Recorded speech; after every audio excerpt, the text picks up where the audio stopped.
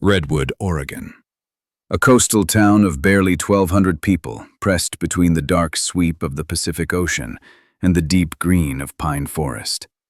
In November, storms roll in fast and hard, the kind of weather that keeps people indoors, curtains drawn, television humming in the background. But the night of November 9th, 2005, was worse than usual. By sunset, winds were whipping in from the ocean at 40 miles per hour, carrying sharp needles of rain that stung the skin. Street lamps swayed on their poles, their yellow light swallowed in the darkness. The few cars out moved slow, windshield wipers fighting to keep up. In a single-story rental home on 4th Street, Emily Carter was finishing dinner. She was 28 years old, a third-grade teacher at Redwood Elementary. Known for her calm, steady voice and the way she always stayed late to help a student who was struggling. She had deep brown hair, usually tied back, and a quiet kind of warmth that made kids trust her instantly. Emily's life was steady, predictable. She worked, kept her home tidy, and spent most evenings with her family, Daniel Brooks. They'd been together for 4 years. Their wedding was set for the following spring. That night, Emily had cooked chicken soup, a grandmother's recipe, and they'd eaten early. Outside, the rain was relentless, hammering against the windows. Around 7 p.m., she remembered something small, the navy blue umbrella she'd borrowed from her neighbor, Grace Holloway, the week before when the rain caught her unprepared on the way home from school. Grace was in her late 70s and lived just 2 houses down. Emily didn't like keeping things that didn't belong to her, so she decided to return it right away. Daniel suggested she wait until morning. "It's nasty out there," he told her. But Emily just smiled, slipped on a green scarf and said she'd be back in a few minutes. Grace Holloway would later recall hearing a knock on her door, the wind almost drowning it out. When she opened it, Emily stood there, cheeks pink from the cold, the borrowed umbrella in one hand. They chatted for a few minutes in Grace's warm, lamplit kitchen. Emily mentioned she was looking forward to a weekend trip with Daniel to Portland, just a couple of days away. Grace described her as happy, relaxed, maybe a little tired from work, but in good spirits. At 7:12 p.m., Grace watched Emily step back into the storm. The street was nearly invisible under the sheets of rain. Emily clutched her scarf tighter, head down, and moved toward her own house, just 40 meters away. Grace could see her for maybe 3 seconds before the weather swallowed her. That was the last time anyone saw Emily Carter alive. Daniel expected to hear the front door open within a minute or two. Instead, there was only the sound of wind rattling the window panes. He thought maybe Emily had stopped to check the mail or talk to another neighbor. But as the minutes dragged, he started to feel uneasy. By 7:25, he stepped outside, calling her name. Rain soaked his shirt in seconds. The street was empty. No movement. He jogged toward Grace's house.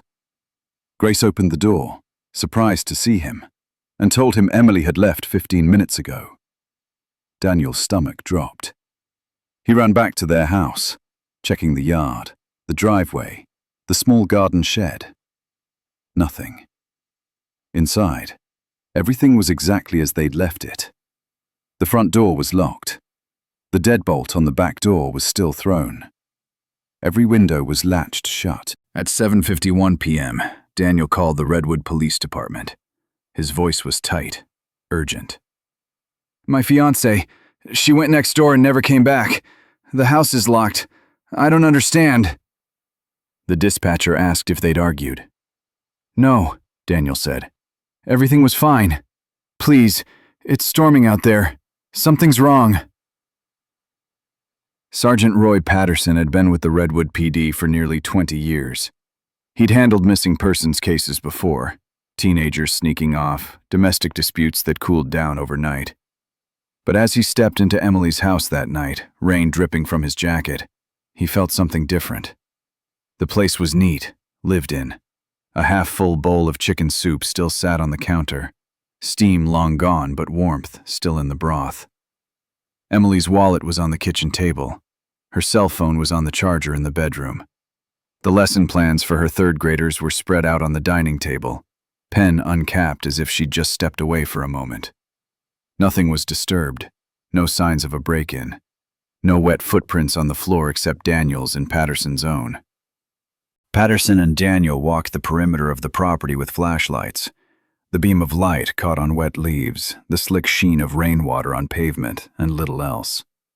In a storm, sound carried strangely, a creak here, a distant clang there, but nothing human. Grace confirmed again. Emily had left her house just after 7:10. Patterson checked his watch. Less than an hour. In most cases, that's nothing. Plenty of time for someone to wander back in. But the weather made it serious. People don't just stroll in this kind of rain, Patterson would later say. Inside, Patterson tested each entry point. The front door, locked from inside.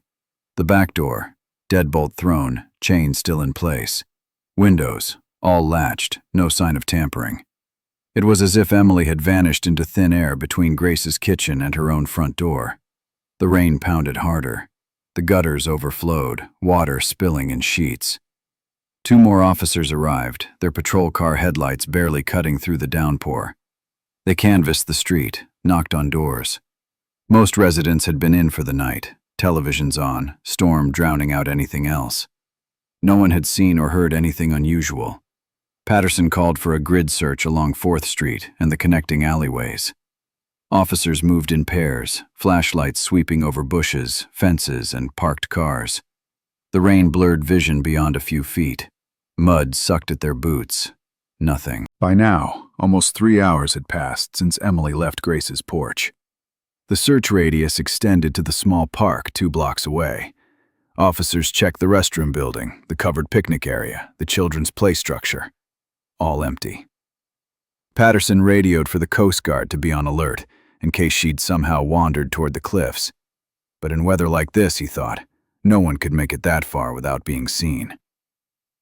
Back in the house, Patterson took notes on every detail. Soup on the counter, phone charging, purse on table, bedroom light off. No sign of forced entry. Daniel sat at the dining table, pale and shaking. She wouldn't leave without telling me. Not in this weather. Not ever. At 11:30 p.m., the Redwood Police Department officially classified Emily Carter as a missing person. That's when protocol shifted. Every available officer was pulled into the search. State police were notified, and the first alerts went out to neighboring jurisdictions. But that night, the storm ruled everything.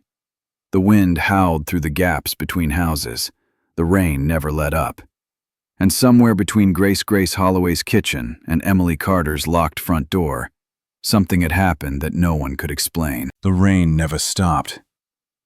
It pressed down on the streets, rattled the windows, and turned Redwood's quiet into something that sounded like fear.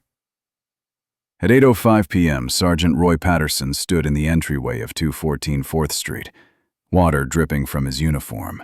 Eyes already scanning for the things cops look for when a person is missing. Signs of a struggle, a point of entry, anything out of place. He found none of it. The living room was tidy. The lamp near the couch cast a muted, domestic glow. The TV was off. The thermostat ticked, steady and pointless. In a kitchen, a half-full bowl of chicken soup sat on the counter, spoon still resting in the broth. On the dining table, a yellow legal pad with neat handwriting, lesson plans, a pen with its cap off.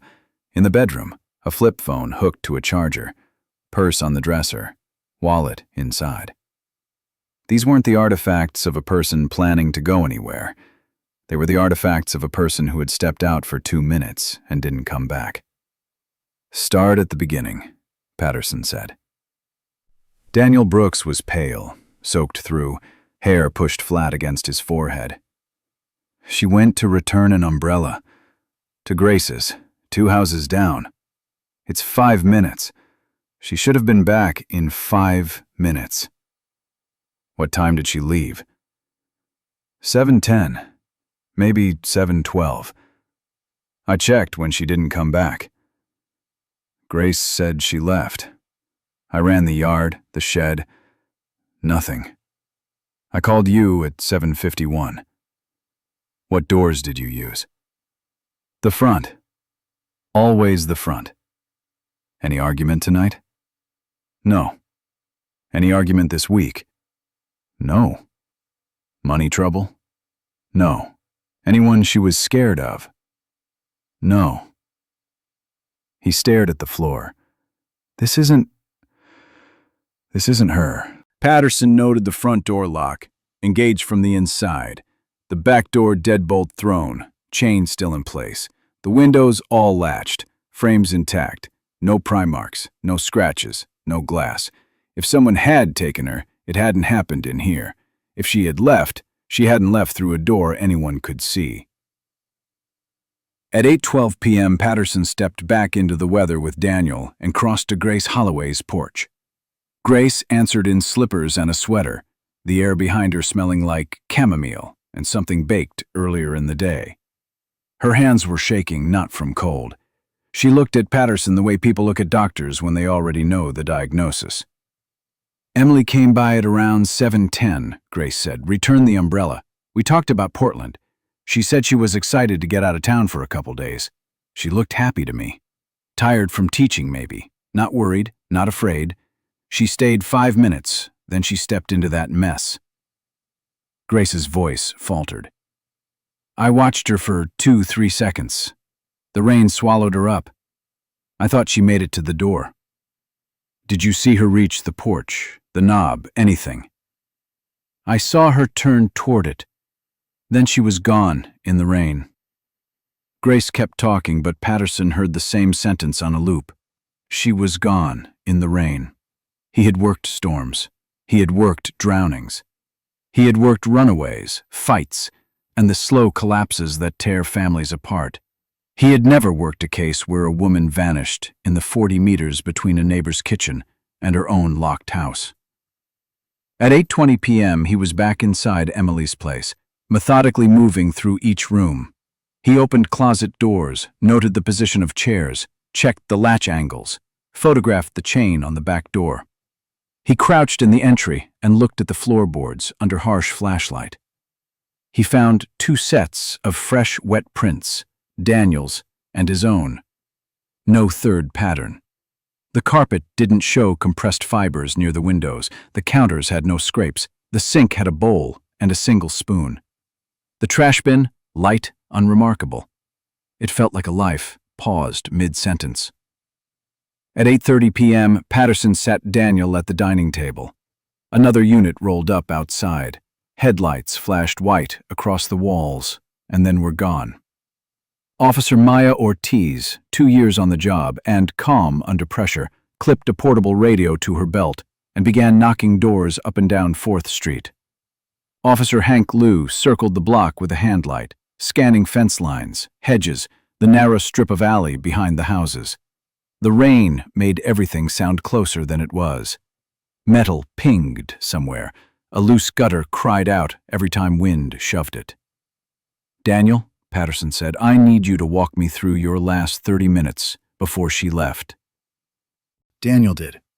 It was the same story. Early dinner, soup, Emily mentioning the umbrella because she hated holding on to things that weren't hers, Daniel telling her to wait until morning, Emily telling him it would take 2 minutes. Patterson watched the way Daniel's jaw worked when he said her name. He made a note because that's what he did with everyone. Write down mannerisms, rhythms, contradictions. He wasn't leaning toward guilt or innocence. He was leaning toward the clock. The first hour matters. The first hour is where you get the momentum you need for the first day. At 8:45 p.m., the storm tightened. The house shuddered. Ortiz checked with a couple on the corner. They had been watching a game show and the volume had been up. No, they hadn't heard a scream. No, they hadn't seen a car. No, they hadn't seen a figure on the street.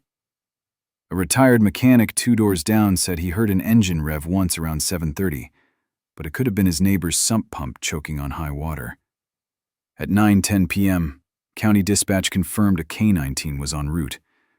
They arrived at 9:28, a black German shepherd with a handler in a reflective jacket. The handler asked for something of Emily's descent. Daniel brought a pillowcase from the bed. Grace offered the umbrella Emily had carried earlier, but the dog would be confused by that. Too much rain contact, too many recent human scents. The handler let the dog work on the pillowcase, then took the leash and circled the sidewalk. The dog got a faint track near the mailbox, pulled hard for 10 yards, then lost it. The handler reset, started again, and got the same response. A whisper of scent, a body length of resolve, then nothing. "Rain's killing it," the handler said. "If she left on foot, it's gone. If she got in a car, we might not get anything at all." At 9:30 p.m., Patterson began a structured neighbor canvass. He worked outward from Emily's yard in concentric rings, documenting what every resident was doing at 7, at 7:30, at 8. He noted TV shows with times. He noted dinners, showers, the crying infant on the block, and the shift worker who slept with earplugs. He documented the single outside camera pointing toward the street, a grainy set of pixels on the hardware store 3 blocks down, lens hammered by rain like a fist. The footage showed headlights smearing the frame into white, and nothing else. At 10:15 p.m., Patterson re-interviewed Daniel. The questions were procedural but felt like intrusions. Was Emily seeing someone else? No. Were you? No. Any debt? No. Any insurance on Emily? Health. No life. Had she talked about leaving Redwood, a job elsewhere? She loved her kids. She was a teacher. She wouldn't walk away in the middle of a week. When was the last time you argued? We argue about dishes, about how late I work sometimes, not about this. Patterson watched him. The answers were immediate, unembellished, and exactly the same each time. That consistency could come from truth or from rehearsed lies. He logged it either way. At 11 p.m., 2 more officers arrived with rain-spotted clipboards and stacks of flyers made on a department copier that jammed 3 times before giving them 20 decent prints. Missing, in bold. Emily's school photo, hair pulled back, eyes direct. They brought in a portable floodlight and set it up on the lawn under a canopy. The front room of Emily's home became a temporary command post because Redwood didn't have a mobile unit and the station was too far for 1-minute decisions. At 11:30 p.m., the call went out to state police and the Coast Guard. The coast wasn't far, but the trail wasn't pointing there. Still, you notify everyone, because the worst sentence a cop can write later is the one where they admit they didn't call someone who might have helped. Just after midnight, the house was designated an active scene. They logged everyone in and out. They took controlled photos again, the soup bowl, the pen, the charger. They dusted the back door chain for prints. They pulled partials that matched Emily and Daniel. They pulled nothing else. At 12:40 a.m., Patterson stepped outside and stared at the 40 meters between Grace's porch and Emily's front step. He walked it deliberately, counting off 10 slow paces at a time, rain slamming his jacket, boots sloshing. He imagined a person inserting into that path, a car pulling to a stop, a door opening. He looked for places someone could hide, hedges, the shed at Emily's property line, the little cedar that belonged in a different climate. He found angles, but angles mean nothing in a storm that blinds everyone. At 1:20 a.m., the grid search expanded to the small park 2 blocks east. Officers checked the bathroom building, the picnic shelter, the children's slide glory, the maintenance closet that was usually locked and tonight was locked again. They ran handlights across the ground, but water mirrored the beam and threw it back. By 2 a.m., Patterson knew what he did not want to know. The storm had erased the night, as surely as if someone had planned it that way. He went home at 3:30 a.m. for a 40-minute shower and a fresh uniform, then returned to the house before dawn. The sky never brightened, just shifted from black to a damp gray. The air smelled like wet cedar and ocean rot. Day 2 began with the same question, asked different ways. Did anyone see Emily after she left Grace's? The answer was still no. The gas station clerk at the far end of town had not. The clerk at the small grocery had not. The night shift nurse who cut through Maple Lane to get to the clinic had not. Patterson found a delivery driver who swore he saw a woman with a green scarf at a crosswalk at 7:15. but the timing put that sighting 2 streets beyond where Emily could have been. They checked anyway. The sidewalks offered nothing. The outside world started to notice. A local paper ran a 3-column story above the fold. Teacher vanishes in Redwood storm. A small TV crew arrived with plastic covers on their cameras, asked Daniel if he'd like to tell his side, and shoved a microphone toward Grace until Patterson stepped between them. Redwood had seen its share of bad nights. It had not seen this. Patterson authorized a reverse 911 call-out to residents within a mile. If you saw Emily Carter after 7 p.m. on November 9th, call. The call volume jumped. People remembered a woman with a scarf at a diner, a woman with brown hair at a bus stop, a woman carrying a blue bag near the hardware store. They checked them all. The diner woman was a tourist whose receipts and Polaroids nailed the time. The bus stop woman was a student with a flight. The blue bag woman lived on 6th Street and had 6 different neighbors to confirm it. By noon on day 2, the small room at the station filled with tips that were not tips. Patterson sent Ortiz to Emily's school. Her colleagues had already heard. They were stunned, in the way people are stunned when the person who eats lunch in the break room with them disappears from Earth. Was she stressed? Ortiz asked. She's a teacher in November, one said. We all are. Did she talk about leaving? A different job? She talked about field trips and fractions, another said. She talked about a kid whose dad works nights. Anyone bother her? Anyone hang around after school? They looked at one another, the way witnesses sometimes look at each other when they don't want to be the first to say it. A younger teacher spoke up. There's a custodian who talks a lot, but he talks to all of us. It's nothing, it's just talk. What's his name? They gave it, and Ortiz wrote it down with a neutral face. You collect everything. You discount nothing in the first 48. Back at the house, crime scene techs lifted prints from easy surfaces and got exactly what you'd expect from a home, the people who live there. They ran a luminol sweep in the kitchen and entry hall. The chemical bloomed in faint patches where cleaning spray had once been used, lit up a few random old stains that could have been soup, wine, anything benign. Nothing pattern-like, nothing violent. Patterson pulled phone records. Emily's flip phone showed no outgoing or incoming calls after 6:42 p.m., a short check-in with her mother about the weekend. Texts were minimal. 2005 wasn't the year of constant texting. He subpoenaed Daniel's records as well, because he had to, and because he didn't want to argue for them later if the case went sideways. He pulled bank activity, credit cards, email logs. Emily's accounts were steady. Her last debit purchase had been groceries at 5:18 p.m. No withdrawals, no unusual charges, no secret hotel rooms. Daniel's accounts were boring too, which is the way most people's are until something goes wrong. In the afternoon of day 2, Patterson asked Daniel to come to the station for a recorded interview. It wasn't an arrest. It was a step. Daniel arrived with a jacket zipped to the chin and hands that wouldn't stop shaking. Let's talk through your day, Patterson said, from when you woke up. They built the timeline.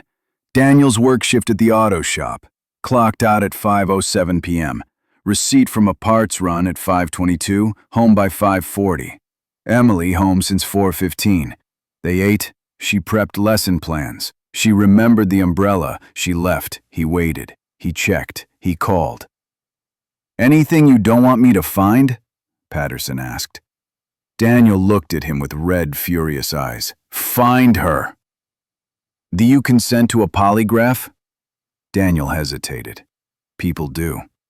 Polygraphs don't measure lies, they measure fear. Innocent people fear them more sometimes. He said yes anyway. Patterson scheduled it for the next afternoon. In 2005, polygraphs were still a tool everyone reached for when a case turned into fog. Day 3 began with a town divided. At the diner, a retired farmer said, It's always the boyfriend. At the hardware store, a cashier countered. He called the cops right away. If he did it, that's a dumb play. At the church, someone started a prayer chain. At the school, kids asked their parents at drop-off if Miss Carter was sick. Patterson felt the split in the air. Redwood prided itself on knowing everyone. Now it pretended to know motives, too. He hated that part. It turned cases into rumors, and rumors into false leads that swallowed time. The polygraph took place in a small office with stained carpet and a machine that looked older than it should. The examiner explained the process, the questions, the breathing. Daniel sat still, face blank, eyes half closed, doing the thing people do when they try to force their body to be a lie detector's idea of calm. The results came back inconclusive. That word helps no one. It is a professional shrug. It makes the innocent feel accused and the guilty feel lucky. "Do you think I did this?" Daniel asked Patterson in the hall. "I think you're the closest person to her, and that means I'm going to look at you harder than anyone else." "Then look.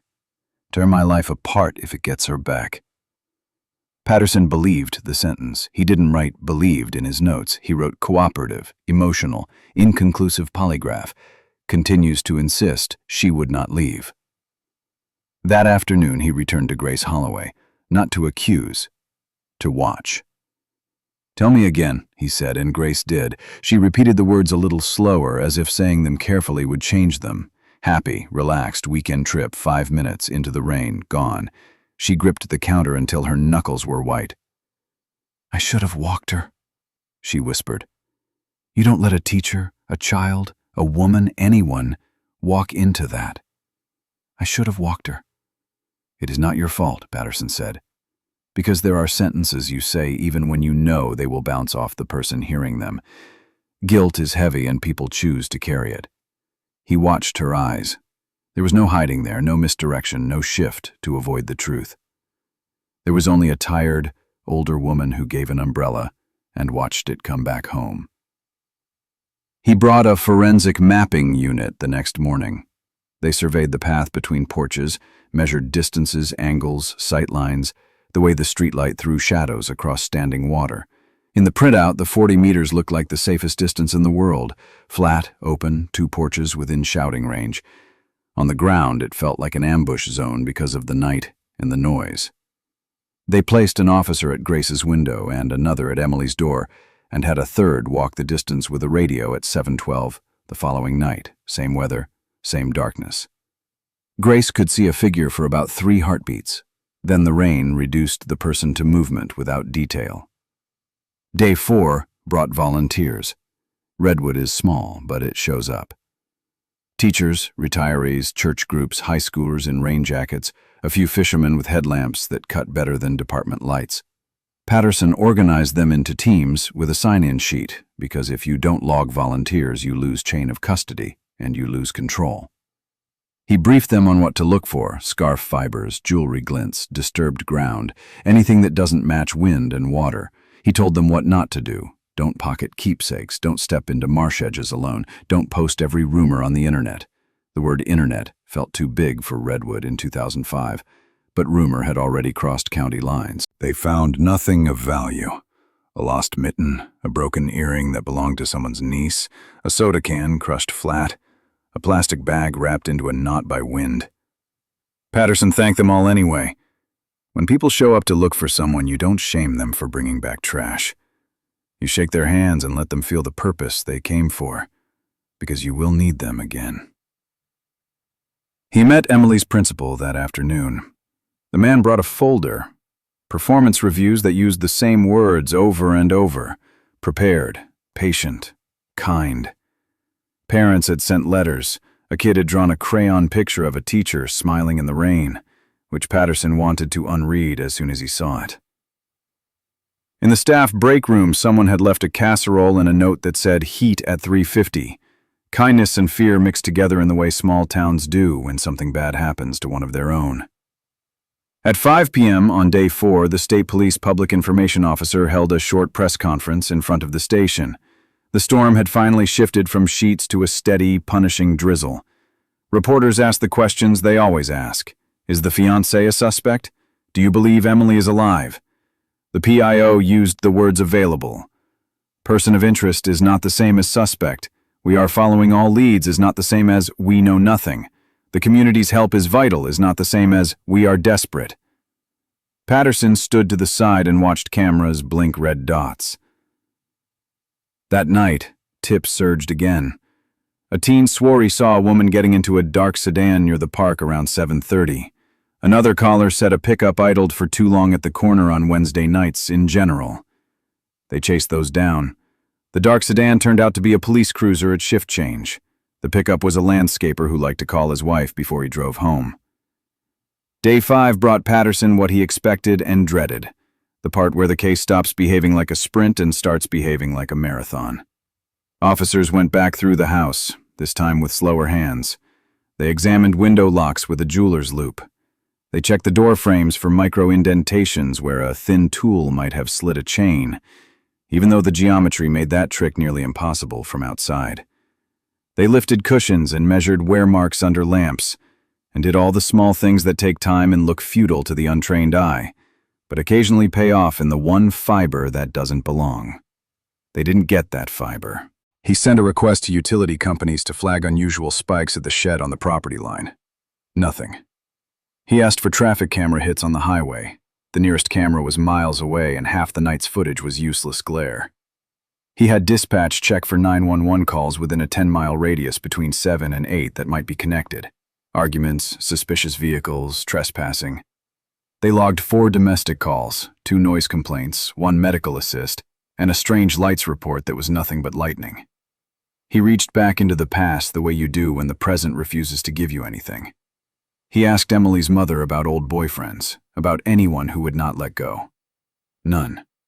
He checked restraining order databases anyway, nothing with her name on it. He asked Daniel about jealous coworkers, disputes, threats. Daniel gave him a list that looked like most lists, people who didn't like how he did a job, people who owed him a minor favor. None of them smelled like a person who would step into a storm to end a life. By day 6, Patterson had a binder. Inside, a timeline that fitted neatly on the page and not at all in reality. Photo prints of a kitchen that looked like any kitchen. A map with circles that grew larger each day. A tab marked Daniel, and another marked Grace, and another labeled miscellaneous, because cops are honest about the piles that don't make sense yet. He flipped to a page and stared at a detail he hadn't let himself write down until then.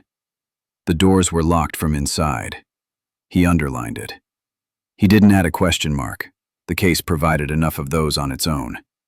He re-walked the 40 meters again that night, because repetition is a way to convince yourself you haven't missed something. He stopped halfway and stood in the exact spot where Grace's gaze would have failed in the rain. He looked left and right. Hedges, parked cars, a mailbox with a flag that stuck. He closed his eyes and listened. Water on leaves, a distant engine, his own breath. He asked himself the question that would follow him for months. How does a person disappear in 40 meters? Day 7 brought the first timey fracture lines inside the case. Not in evidence, there wasn't enough of it to fracture. In people. Grace had started sleeping on her couch with the TV on low. Daniel stopped answering calls from friends who led with, "How are you holding up?" and moved to, "What did you tell them?" The teachers at school stopped. Patterson felt it all pressing in. He could measure the distance between porches. He could measure the walk time. He could measure the lock positions. He could not measure the part where a town starts to believe this might not end soon. He called his counterpart at the state lab to push their cue. Faster on the prints, faster on the fibers, faster on the nothing that might become something under a scope. The lab tech did what lab techs do, promised the soonest possible, which is a time that never satisfies a detective listening to a clock. That night, a reporter asked Patterson off camera, "Do you think she's alive?" It wasn't a gotcha question. It was a human one, asked by a person who had watched too many parents stand behind microphones. Patterson didn't answer. Not because he didn't want to, but because the case had given him nothing he could swear to under oath, except this. Emily Carter did not simply walk away. Day 8 became the day he officially wrote a line in his report he had been avoiding. The initial investigation did not identify a point of exit or an outside perpetrator at the scene. It was an accurate sentence, and a useless one. It didn't guide anyone. It didn't comfort anyone. It didn't move anything forward. So he did the only thing cases like this let you do. He started again. He re-interviewed Grace and timed the conversation. He re-interviewed Daniel and timed his walk to the neighbors and back. He asked a patrol officer to stand inside Emily's living room and listen for someone walking past on the sidewalk. The officer said the storm drowned even heavy footfalls. He brought a sound meter and recorded decibel levels at 7:12 p.m. in front of both houses. The numbers were high enough to cover a shout unless it was a scream into someone's face. He requested garbage collection holes for the immediate blocks so they could inspect bags before the truck compacted them. They found food scraps, junk mail, a broken plate, and the remains of a broken picture frame from a house that had nothing to do with Emily. They found nothing that put him 1 inch closer to a person. He followed his own advice and looked small. People love big clues. Small clues solve cases. He found a mud smear on the back step that could have been 2 days old. He found a tiny nick on the door frame that could have been there for a year. He found a strand of hair on a pillow that matched Emily, which mattered only because if it hadn't matched her, it would have mattered more. By the end of the second week, the tone inside the station shifted from urgency to endurance. Patterson hated that shift. Urgency gets resources. Endurance gets comments like, "We're monitoring and we'll revisit when new information arises." He kept pushing. He kept knocking. He kept asking the same questions in slightly different ways, because sometimes people remember differently on the 6th telling. He drove the route to Portland and back because Emily and Daniel had planned to go that weekend. It made no sense, and he did it anyway. He stood at a rest stop and watched families with paper cups and late coffee. He imagined Emily in lines, at counters, in chairs. He did it to remind himself she was not a case file. She was a person who had lived the life he could map in receipts and still not understand. On a Sunday afternoon, he sat in his car on 4th Street and stared at the front of the house. Daniel came out, looked up and down the street like a man waiting for a taxi that would never arrive, and went back inside. Across the way, Grace wiped her kitchen counter, even though the counter didn't need it. The rain had finally lessened, but the town moved like it was still underwater. Patterson opened his notebook and wrote one more sentence, a private one he wouldn't put in a report. This case is going to take something it hasn't given yet. He didn't know whether that something would be a witness, a mistake, or a break that fell out of the sky. He only knew the initial investigation, every door checked, every yard walked, every neighbor questioned, every line pulled, had met a wall that looked like weather and felt like design. He was right about one thing. The wall wasn't just physical. It was psychological. The weather had erased the first hours, and now time was sanding down the rest. Witnesses who had been sharp on day 1 were already softening. Details blurred. Phrases changed from "I saw" to "I think I saw." By the start of week 3, Patterson had a list of 67 names, people interviewed, re-interviewed, or who needed follow-up. He carried that list folded in his back pocket, like a reminder of unfinished business. He started visiting people unannounced, catching them at gas stations, grocery store aisles, outside church on Sunday mornings. Sometimes he asked the same question twice, in the same conversation. He watched eyes, hands, breathing. He listened. Daniel Brooks was still in Redwood, still in the house he had shared with Emily. He had stopped going to work at the hardware store. The official line was personal leave, but Patterson knew it was because customers stared too long, or not at all. In a small town, both were equally loud.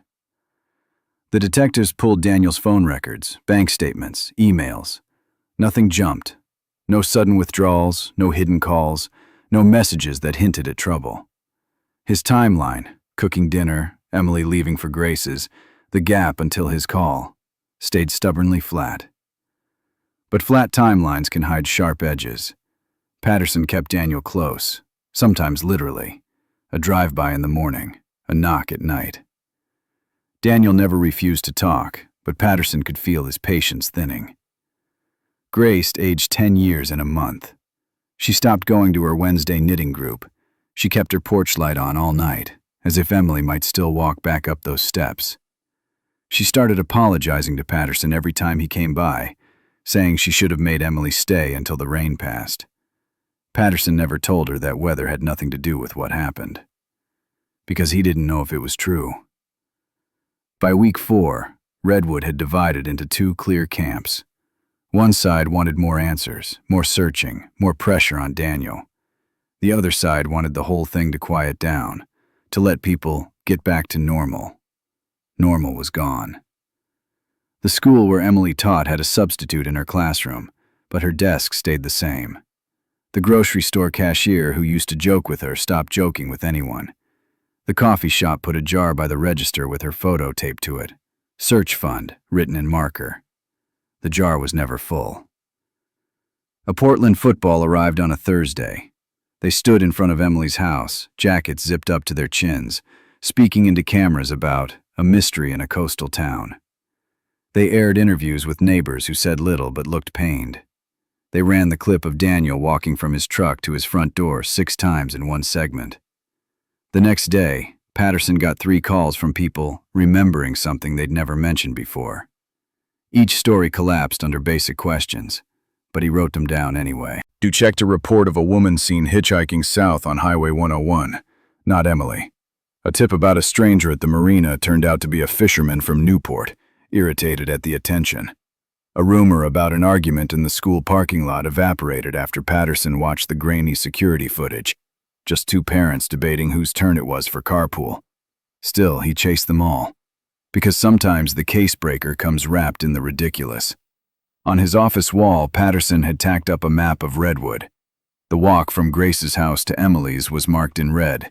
Around it were circles, search areas, canvas zones. The circles kept widening, but nothing filled them. He stopped himself from calling it hopeless. Hopeless is where cases go to die. One night, nearly 6 weeks in, Patterson sat in his car outside the station long after his shift. The rain had returned, softer now, but steady. He thought about Emily's last steps, how short the distance, how small the window of time. He thought about the locks, the untouched house, the storm that washed away what little the night might have given. He thought about the one sentence he'd written in his notebook. This case is going to take something it hasn't given yet. And he knew that something was coming. He just didn't know from where, or when, or if the town would be ready for what it revealed. 9 days after Emily Carter vanished, Sergeant Roy Patterson got the first tip. It came in over the non-emergency line at 7:42 in the morning. A gas station attendant in Tillamook, 100 miles north, swore he'd seen a woman who looked just like Emily the night before. She bought coffee and a sandwich, he said, kept looking over her shoulder. Patterson drove north in steady rain, windshield wipers squealing with each pass. He played the description over in his head. Height, hair color, scarf, ticking each box Emily matched. The attendant met him at the counter. "I'm telling you," the man said, "it was her. Same eyes, same hair." They pulled the security footage. The woman's build was close, her coat the right shade of green. But when she turned toward the camera, Patterson's gut dropped. Not Emily. The jawline was wrong. The eyes weren't hers. He called Daniel from the parking lot. "It's not her," Patterson said. There was a silence on the other end, then a flat, "Okay." Once that first sighting hit the local news, they started coming in fast. A waitress in Grants Pass, a bus passenger in Tacoma, a shopper in Eugene who acted nervous when someone mentioned the storm. Patterson logged each one, no matter how shaky. He knew the rule. The one you don't check is the one that matters. For the next 3 weeks, his life was the road. In Grant's Pass, the waitress pointed out a booth where the woman had sat. The receipt showed she'd paid cash. Security footage was blurry, the face unrecognizable. In Tacoma, the bus driver remembered the passenger, but said she got off after 2 stops and disappeared into the crowd. In Eugene, the shopper turned out to be a college student cramming for finals, startled by strangers asking about a missing person. Each time, Patterson called Daniel. Each time the answer was the same. Not her. Hope is dangerous in cases like this. It lifts you up, gives you breath, and when it collapses, it takes more than it gives. Daniel stopped answering Patterson's calls on the first ring. Sometimes he let them go to voicemail, listening later in the quiet of the kitchen, where Emily's chair sat untouched. Grace Holloway avoided asking about the leads at all. She said she'd rather not know than feel that drop again. Patterson couldn't avoid it. Every false lead chipped away at the thin layer of momentum keeping the search alive. By week 5, with no solid evidence and no confirmed sightings, the theories began to change. Not from investigators, from the town. At the diner, in the grocery store aisles, in the pews at Sunday service, people whispered, "Maybe Emily left on her own. Maybe she couldn't handle the pressure of teaching. Maybe she was having an affair." The cruelest version pointed at Daniel. They fought. He snapped. He staged the scene, made it look impossible. The storm was just a cover. Small towns don't need proof for suspicion. They just need repetition. Daniel still lived in the same house. He stopped going to the hardware store where he worked, officially on personal leave. Unofficially, it was because he could feel the eyes. The way conversations stopped when he walked into the bakery. The way old friends stood a little too far away at the gas pump. One afternoon, Patterson found him in the driveway, hood up on his truck. Daniel didn't look up. "They think I did it," Daniel said, his voice low. "Some people," Patterson said. "Not all." Daniel shook his head.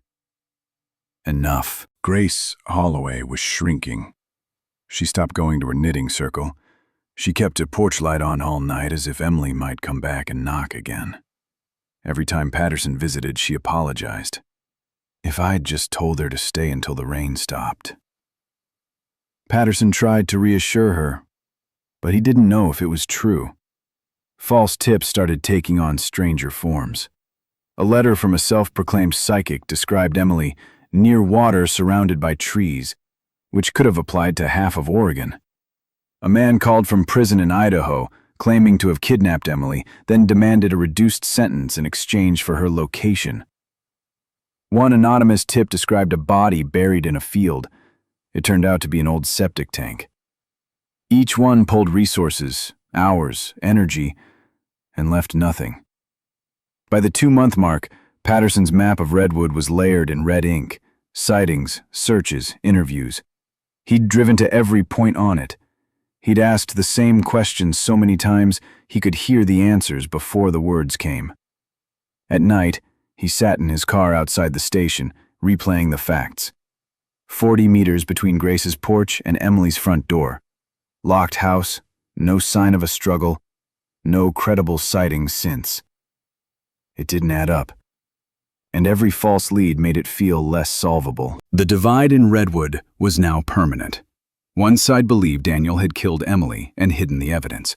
The other side believed she'd run from him, from her life, from something no one else saw.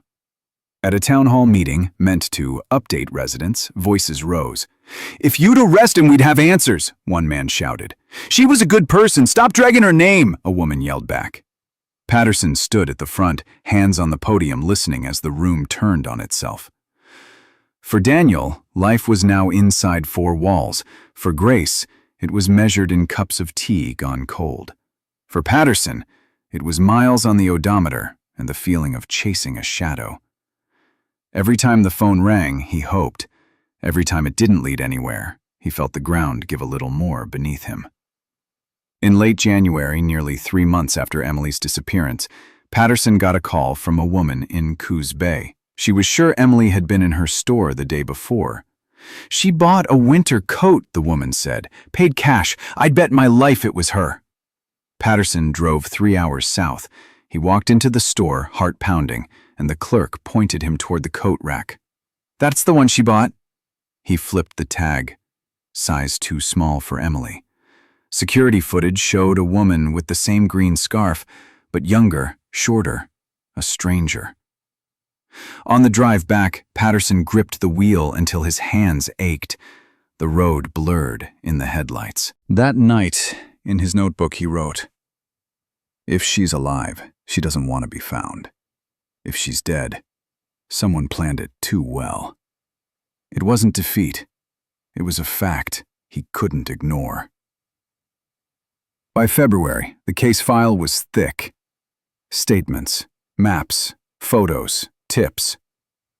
But nothing pointed forward. Everything circled the same points. Emily Carter was gone. The sightings were smoke. The theories were poison. And in Redwood, the air was getting harder to breathe. 17 years is a long time for a case to sit cold. In Redwood, Emily Carter's disappearance had gone from nightly news to a photograph on the unsolved bulletin board at the sheriff's office. The faces of the officers had changed. The town's storefronts had changed. The only thing that hadn't was the file on Patterson's desk. Thick, worn, and stubborn. He kept it in the bottom drawer, not because he'd given up, but because looking at it every day was like pressing on a bruise. You know it's there, you know it hurts. But sometimes you need to stop poking it to keep going. That cold morning in January, the bruise pressed back. It came in at 9:18 a.m. from a foreman working on renovations at Redwood General Hospital. They were clearing out the old storage loft above the maintenance shop, a space that hadn't been touched since before some of the younger crew were born. "We found something," the foreman said. "Thought you might want to see it." "What kind of something?" Patterson asked. "Jewelry, maybe? A watch? But it's weird. It's stuck between the roof beams, and it's got initials on it." The hospital smelled the same as it had in 2005, antiseptic and faintly of boiled coffee. Patterson followed the foreman through the service corridor to a metal ladder leading up into the loft. Dust sifted down with each step. "Right here," the foreman said, pointing to a gap between two beams. Patterson crouched, flashlight beam cutting through dust motes. A watch. Small, round-faced, the kind you'd buy for someone who valued simple, clean design. The leather strap was frayed. The face was clouded with age. On the back, faint but readable, EC. Patterson's pulse ticked up. "How long has this been here?" "No idea," the foreman said. "We only noticed it when we pulled down the old shelving." Patterson slid on gloves and eased the watch free. As he turned it, a single strand of hair clung to the worn leather, caught under the stitching. Emily Carter had worn a watch. In 2005, Patterson had asked Daniel for a list of personal effects. Daniel's memory was clear. "She wore it every day, said it helped to keep the class on schedule." The watch in Patterson's hand was the same style Daniel had described, and now, 17 years later, it was here, hidden in a place Emily had no reason to be. The loft wasn't random. It sat above the old maintenance area of the hospital. In 2005, that space had been under the control of one man, Mark Holloway, head of maintenance, nephew of Grace Holloway. Patterson remembered the name instantly. In his original notes, Mark had been interviewed once, briefly. He'd been polite, cooperative, with an alibi that seemed solid. He'd been on call at the hospital that night, checking heating systems before the storm worsened. There was another note, one he'd nearly forgotten. Mark had reported losing a master key the same week Emily vanished. Patterson sealed the watch in an evidence bag, labeled and dated it. He called the crime lab in Portland to arrange analysis. But he didn't wait for results to start pulling threads. First, the hospital's old HR files. Mark Holloway had worked there from 1998 until his retirement in 2015. He'd had full access to every non-medical area of the building, including storage, basements, and, crucially, the maintenance loft. Next, Patterson dug out Mark's original statement from 2005. "I was at work all evening, prepping the boilers and clearing drains in case of flooding. I went home around 10:30 p.m., checked on Aunt Grace because of the storm. I didn't see Emily that night except maybe earlier in the week. Nothing about the master box. That had come from a separate maintenance log entry. Key number 12, missing, last seen Monday. Emily had vanished on a Wednesday." Patterson had worked enough cases to know the feeling, the mix of adrenaline and caution. One part of him wanted to march straight to Mark's door. The other knew you don't get a second first interview. If Mark was involved, 17 years had given him time to get comfortable. Comfortable people make mistakes, but only if you let them think they're still in control. For the next week, Patterson didn't say a word outside his chain of command. He parked 2 blocks from Mark's house, a modest single story with a paint-faded shed out back. Mark's routines were predictable. Out at 8 a.m., back by 4 p.m. Grocery run on Wednesdays. Visits to Grace's grave every Sunday morning. It was at the cemetery that Patterson saw something shift. Mark would kneel at the headstone, lips moving. Sometimes his shoulders shook. Once, he gripped the top of the stone until his knuckles whitened. Patterson returned to the 2005 file with fresh eyes. Evening of the disappearance. Mark had been checking on Grace the same night Emily walked from Grace's porch to her own house and never arrived. Search efforts. Mark had volunteered for the early search parties, scouring areas Patterson now suspected he knew were irrelevant. Speculation. Mark had been one of the first to suggest Emily might have been taken by a stranger, pushing the investigation outward instead of inward. Small details, but small details stack. The master key Mark reported missing. It would have opened every maintenance door, storage room, and service entrance in the hospital. If someone wanted to move something, or someone, out of sight, that key would make it easy. In 2005, the report had been logged, but no follow-up tied it to the disappearance. Now, with the watch turning up in a maintenance loft, the missing key felt like a hinge point. Patterson needed to talk to Mark, but not as an accusation, not yet. The first contact would be casual, framed as part of a routine review of the case, checking in with everyone who might remember something new. At the same time, he began reaching out quietly to former hospital employees. One night shift janitor remembered Mark being extra jumpy the week after Emily vanished. A former nurse recalled him lingering near the ER staff entrance at odd hours. He found Mark in his driveway on a Thursday morning, wrestling a bag of trash into the bin.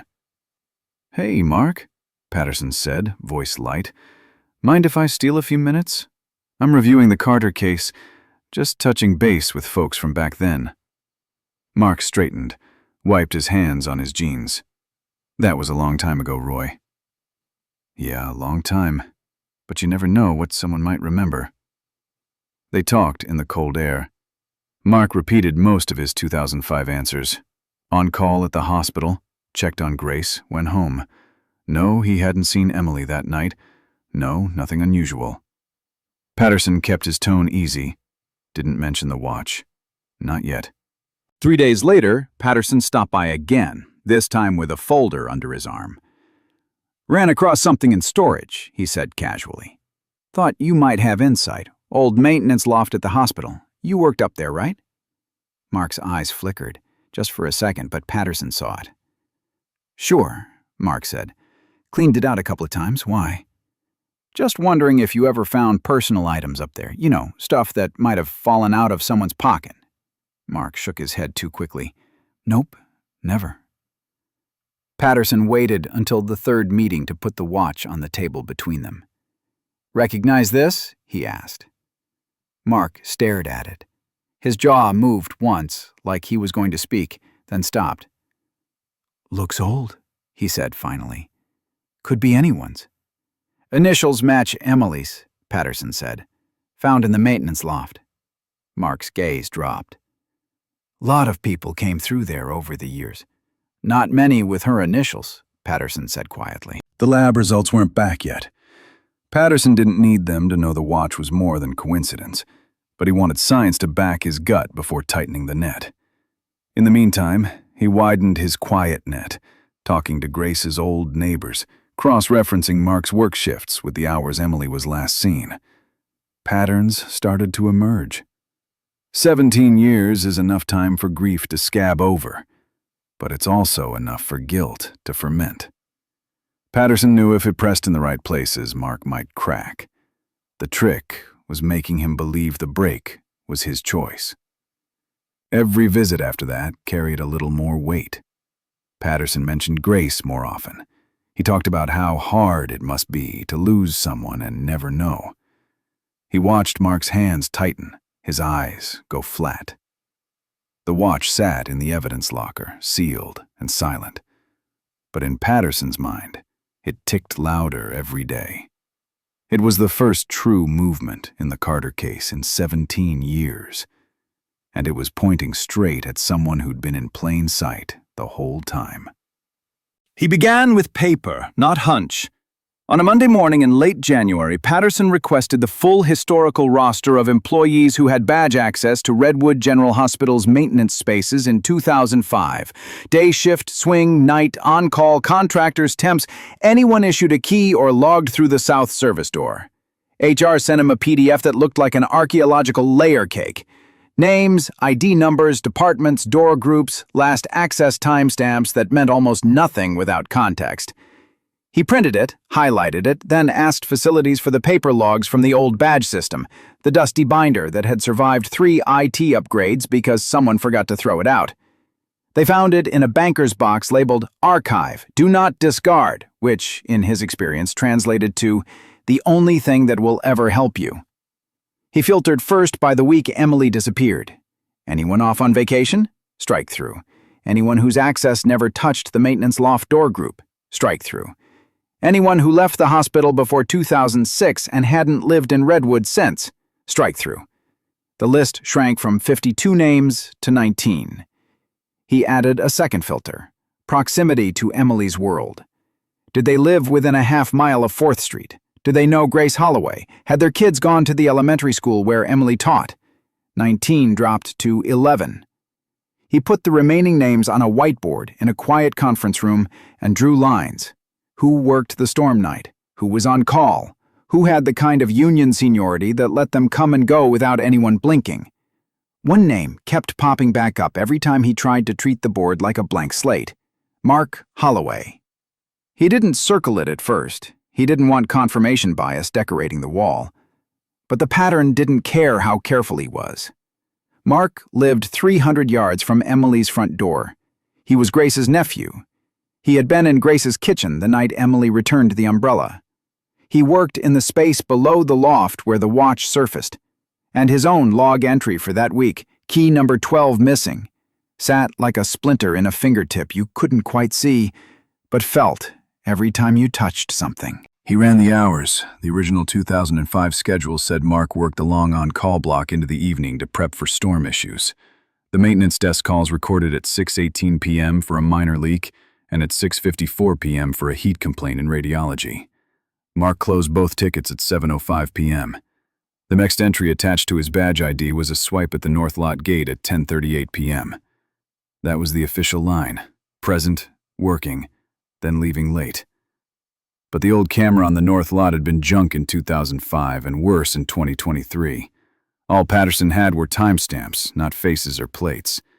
If Mark had left earlier through any unmonitored door, and in 2005 there were plenty, the paper trail would never show it. He looked for corroboration.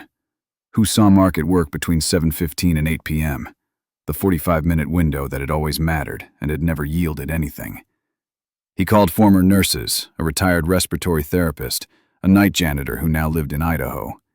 He heard a lot of, "I don't remember," and one, "I think I saw him around the shop near 8, which evaporated when pressed.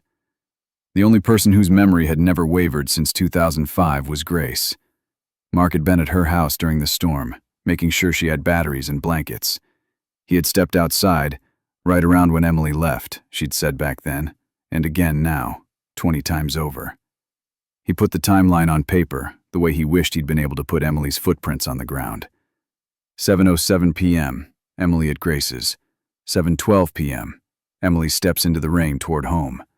7:15 to 7:50 p.m., nothing. No sighting, no sound, no arrival. 7:51 p.m., Daniel calls.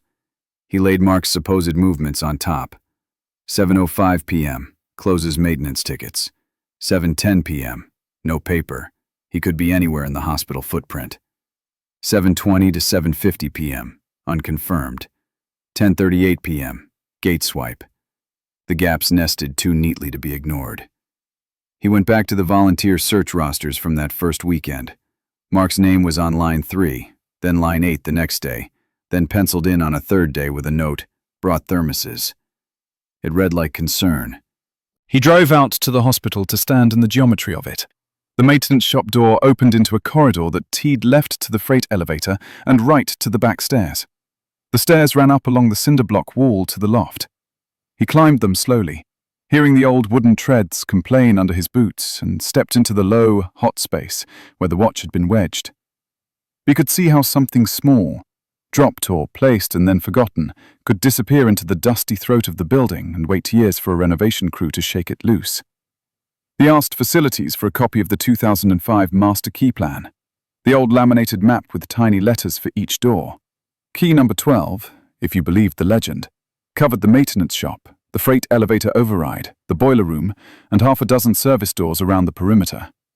If someone knew those doors and picked the right ones, there would be no camera, no receptionist, no eyes at all between one space and another. He held the map and thought about how the rain had erased the outside world that night. A master key would have erased the inside world just as effectively.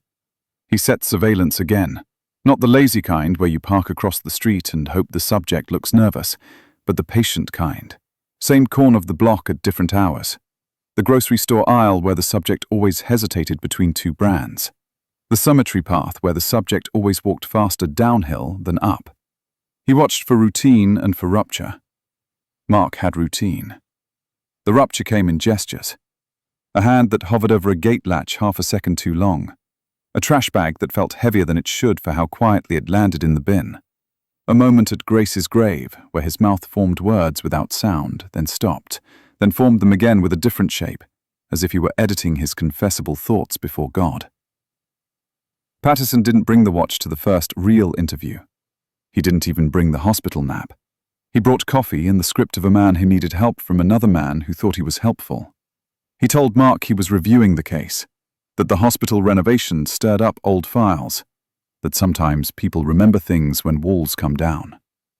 Mark smiled his tight smile and said he wished he could help more. He added a detail he'd never said in 2005.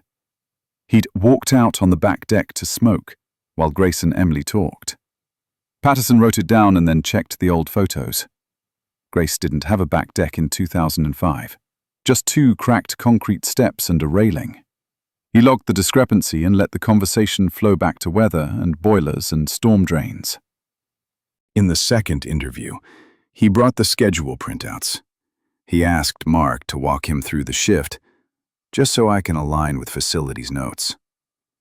Mark traced a finger along the columns, said he probably stuck around the shop after 7 to prep salt and sand for the entrances. Then contradicted himself 20 minutes later by saying he checked radiology again around 7:30. Patterson made a small dot on his notepad. He had learned years ago that an interview wasn't for proving a lie. It was for teaching the liar which lies felt safe to repeat and which ones cost him something. Repetition would do the work if you gave it enough rope. He asked for permission to talk to a few of Mark's old crew. Mark said, sure, nothing to hide. Patterson was ready for that. He met one former technician at a diner 3 towns over where no one from Redwood would wander in and overhear the words that had become toxic back home. The tech remembered Mark as competent, quiet, always around, never late. He also remembered the lost key week. He was pissed, the tech said. Not at anyone, just tight, like if you bumped him, the springs would fly out. Patterson asked if anyone ever found key number 12. The tech said no, and then added something that stuck. But the rumor was it was never really lost, that it walked. The third interview was the first time Patterson put the watch on the table. He didn't slide it across like a TV detective. He laid it down gently, face up, initials visible. Found during the renovation, he said. In the loft. Your old loft. Mark's eyes didn't widen. They narrowed. A flinch you could miss if you were looking for drama. He said it could have been there for years. Patterson agreed. He said a lot of things can sit for years without anyone seeing them, and then one day the light hits just right. He asked if Mark remembered anyone going up there who shouldn't. Mark said no. Patterson asked if he remembered losing anything up there. Mark said no. The coffee went cold between them. After Mark left, Patterson sat alone and wrote a list that had no legal weight but moral gravity. Who had opportunity? Who had motive? Who had the kind of access that turned a town's worst storm into a private corridor? He kept the list to himself. He didn't want to poison the chain with suspicion. But suspicion was already doing what it did, climbing up his spine. He called Daniel and told him the investigation had movement. He didn't say how. He didn't say who. Daniel exhaled a breath he'd been holding for 17 years and said, "Does movement mean hope, or does it mean something worse?" Patterson said both. Daniel said that sounded right. He went back over Mark's original 2005 statement line by line, and this time he read the margins. In his own handwriting from years ago, next to the sentence, "I checked on Aunt Grace after my shift," he had written, "Time?" with a question mark, and never filled it in. It made him angry at himself in a way that didn't help. He took the anger and turned it into phone calls. He reached the night supervisor from 2005, now retired and living in Arizona. She remembered the storm and remembered Mark leaving earlier than he said on the paperwork.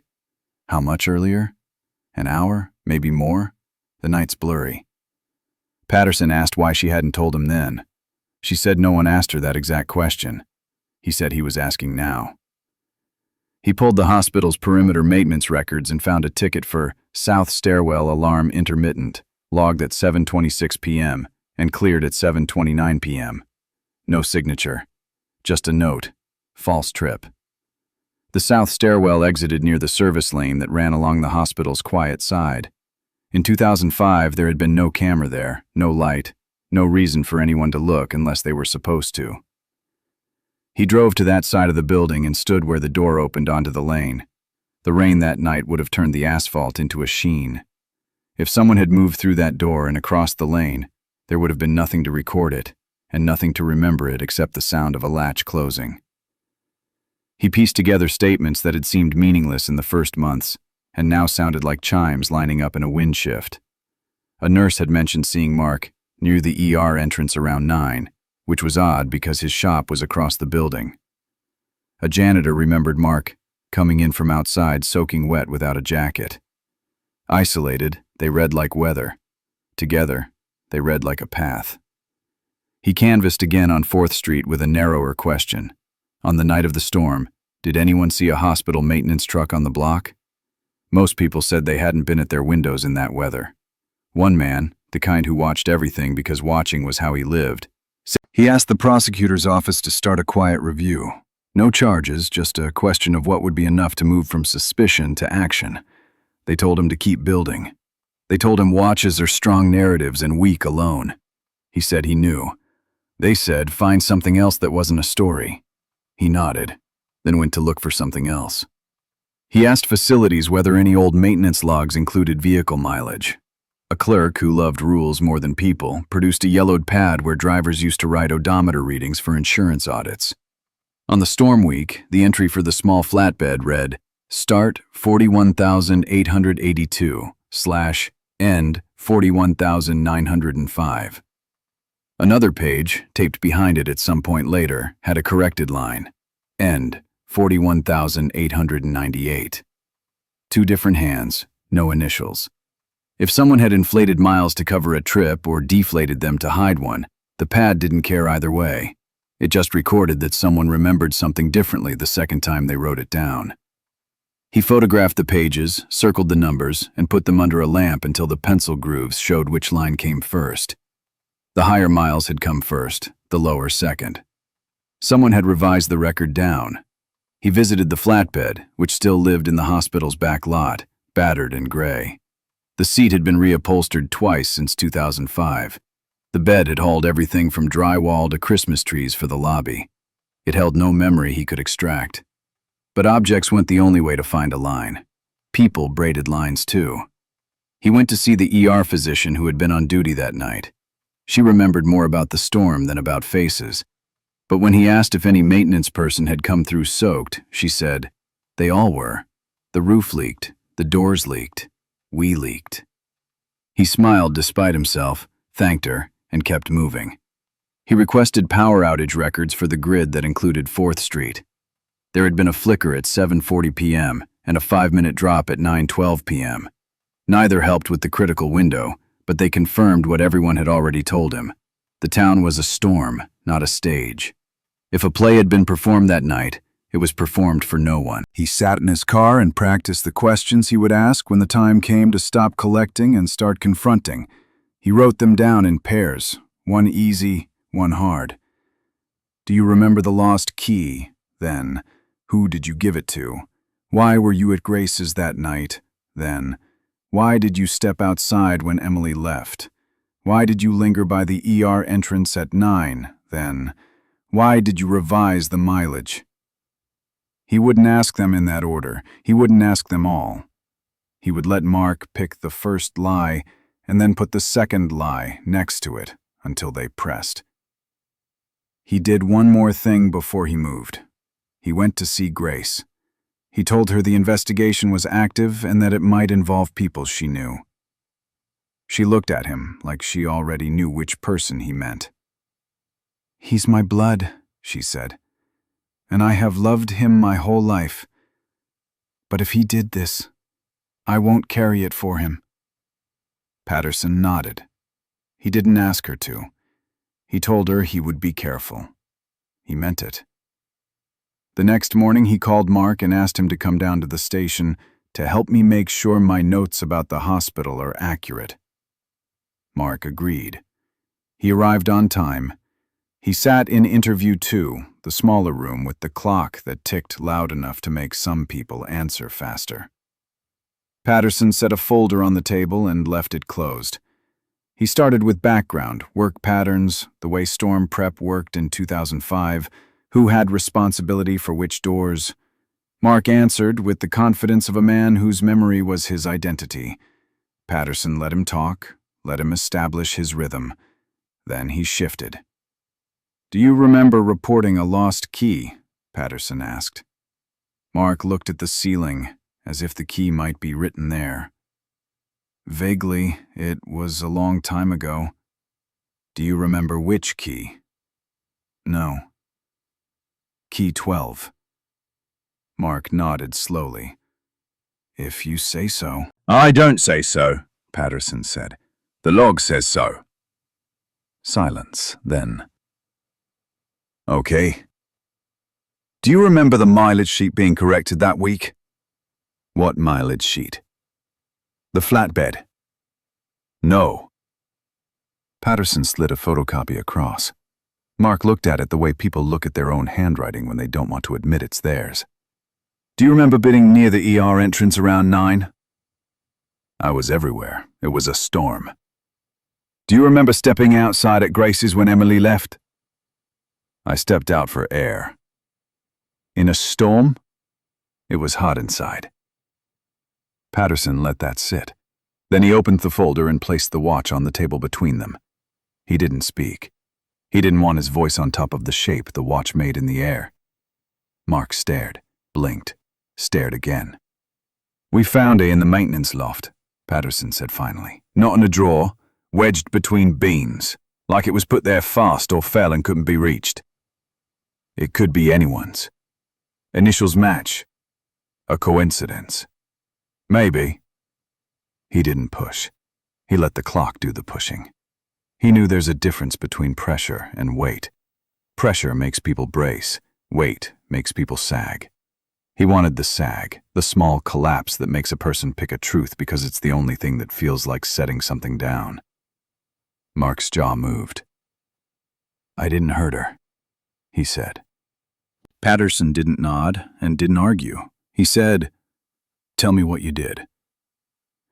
Mark's eyes shifted to the corner where the camera was, and then back. "I want to help," he said. "I really do. But I don't want to say something wrong after all this time." "Then say it right." "I stepped outside of Grace's. I saw Emily leave. I thought maybe I should walk her. But I didn't. I went home. That's the truth." It wasn't nothing. It was also not enough. Patterson took the watch back, closed the folder, and said they could talk again. After Mark left, Patterson stood in the empty interview room and listened to the clock. He felt the shape of the next move, not a leap, a turn. He would widen surveillance. He would re-interview the night supervisor on the record. He would subpoena the original key cabinet logs if they still existed anywhere in a basement or on a dead hard drive. He would talk to the prosecutor about the mileage sheet and the corrected line and whether a watch in a loft could anchor a warrant for the shed out back of Mark's house. He went to the shed the next day, not with a battering ram, but with his eyes from the sidewalk. The lock was newer than the door. The hinges had been replaced. The ground of the threshold was packed flat where feet had done their work for years. He wrote it all down, then drove away. At night he returned to the whiteboard and drew 2 timelines on top of each other again, because repetition was not a waste, it was a weapon. Emily's thin red line, short and clean. Mark's thin blue line, long with gaps. He shaded the overlap and stared until his vision blurred. He had learned in other cases that the human mind wants a confession more than a case. He reminded himself that cases are built on pattern, not catharsis. The prosecutor called him back about the warrant. "The watch helps," she said. "The corrected mileage helps. The missing key helps. None of it is a single nail. But together, you might have a frame." She asked him if he was ready for what a search might not, turn up. He said he had been ready since the night the storm cut the town into rooms with no doors. He wrote the affidavit like a man laying out a map for someone else to follow. He included the dates, the logs, the statements that contradicted themselves, the watch, the loft, the proximity, the line about stepping out for air in a storm. He didn't include his anger or his hope. Judges don't sign those. When the warrant came through, he didn't cheer. He felt the same thing he had felt when the renovation crew had called about the watch, the bruise pressed back.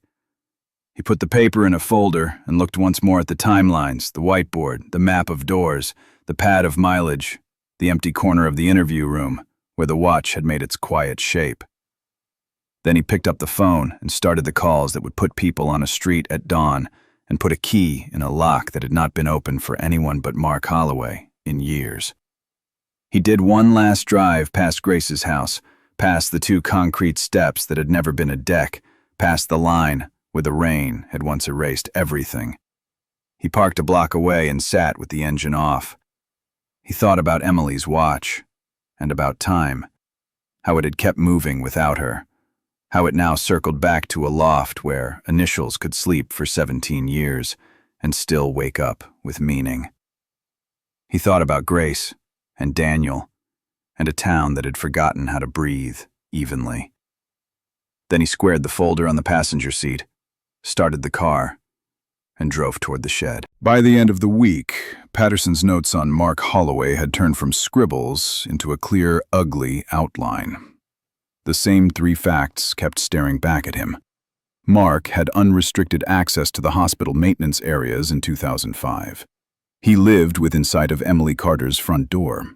His alibi for the exact window when Emily disappeared was nothing more than his own word. It wasn't enough for an arrest. But it was enough to start leaning. Patterson knew you didn't walk into an interview room and go straight for the throat. The quickest way to make a guilty man dig in was to come at him like you'd already made up your mind. No, you let him talk himself into a corner, 1 inch at a time. The first contact was casual. Mark was invited down to the station to help us clarify some records about the old hospital building. Patterson made sure the call sounded more like an administrative nuisance than a summons.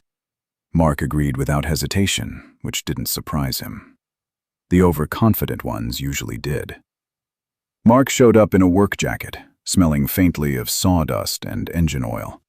He sat with the loose posture of a man who wanted to seem unconcerned. Patterson started with the weather. "Hell of a storm last night. Reminded me of that big one in '05, he said. Mark smiled politely. "Yeah, I remember that. Knocked the power out half the town." From there, Patterson wandered into questions about the hospital, the layout back then, who had keys, how maintenance requests were logged. It was all so ordinary that Mark's answers came easily. That was the point. Patterson wanted him relaxed, talking freely, thinking this was all background noise. But every so often, Patterson would plant a tiny hook. "You ever work up in the old maintenance loft, above the east wing?" Mark shrugged. "Once or twice. Not much to see up there." Patterson didn't react, just moved on. But he marked the hesitation, a fraction of a second too long. 2 days later, Patterson called him back. This time he brought a photo in a plain manila folder. Not the object itself. Not yet. Just an image. A small, round-faced wristwatch. The metal dull with age. The leather strap cracked. "We found this during some renovations in the old hospital loft," Patterson said casually, sliding the photo across. "Looks like it had been wedged between the joists for a long time. You ever see anything like that up there?" Mark leaned in, squinted. "Nope, not mine." "Didn't say it was," Patterson replied. He left the photo sitting there while he asked about something else entirely. Shift schedules, tool inventories, boiler repairs. But he watched Mark's eyes drift back to the picture, like a man trying not to stare at a match in a dry field. When Patterson walked him out, he kept it friendly. "Appreciate your help. If you remember anything about that watch, give me a call."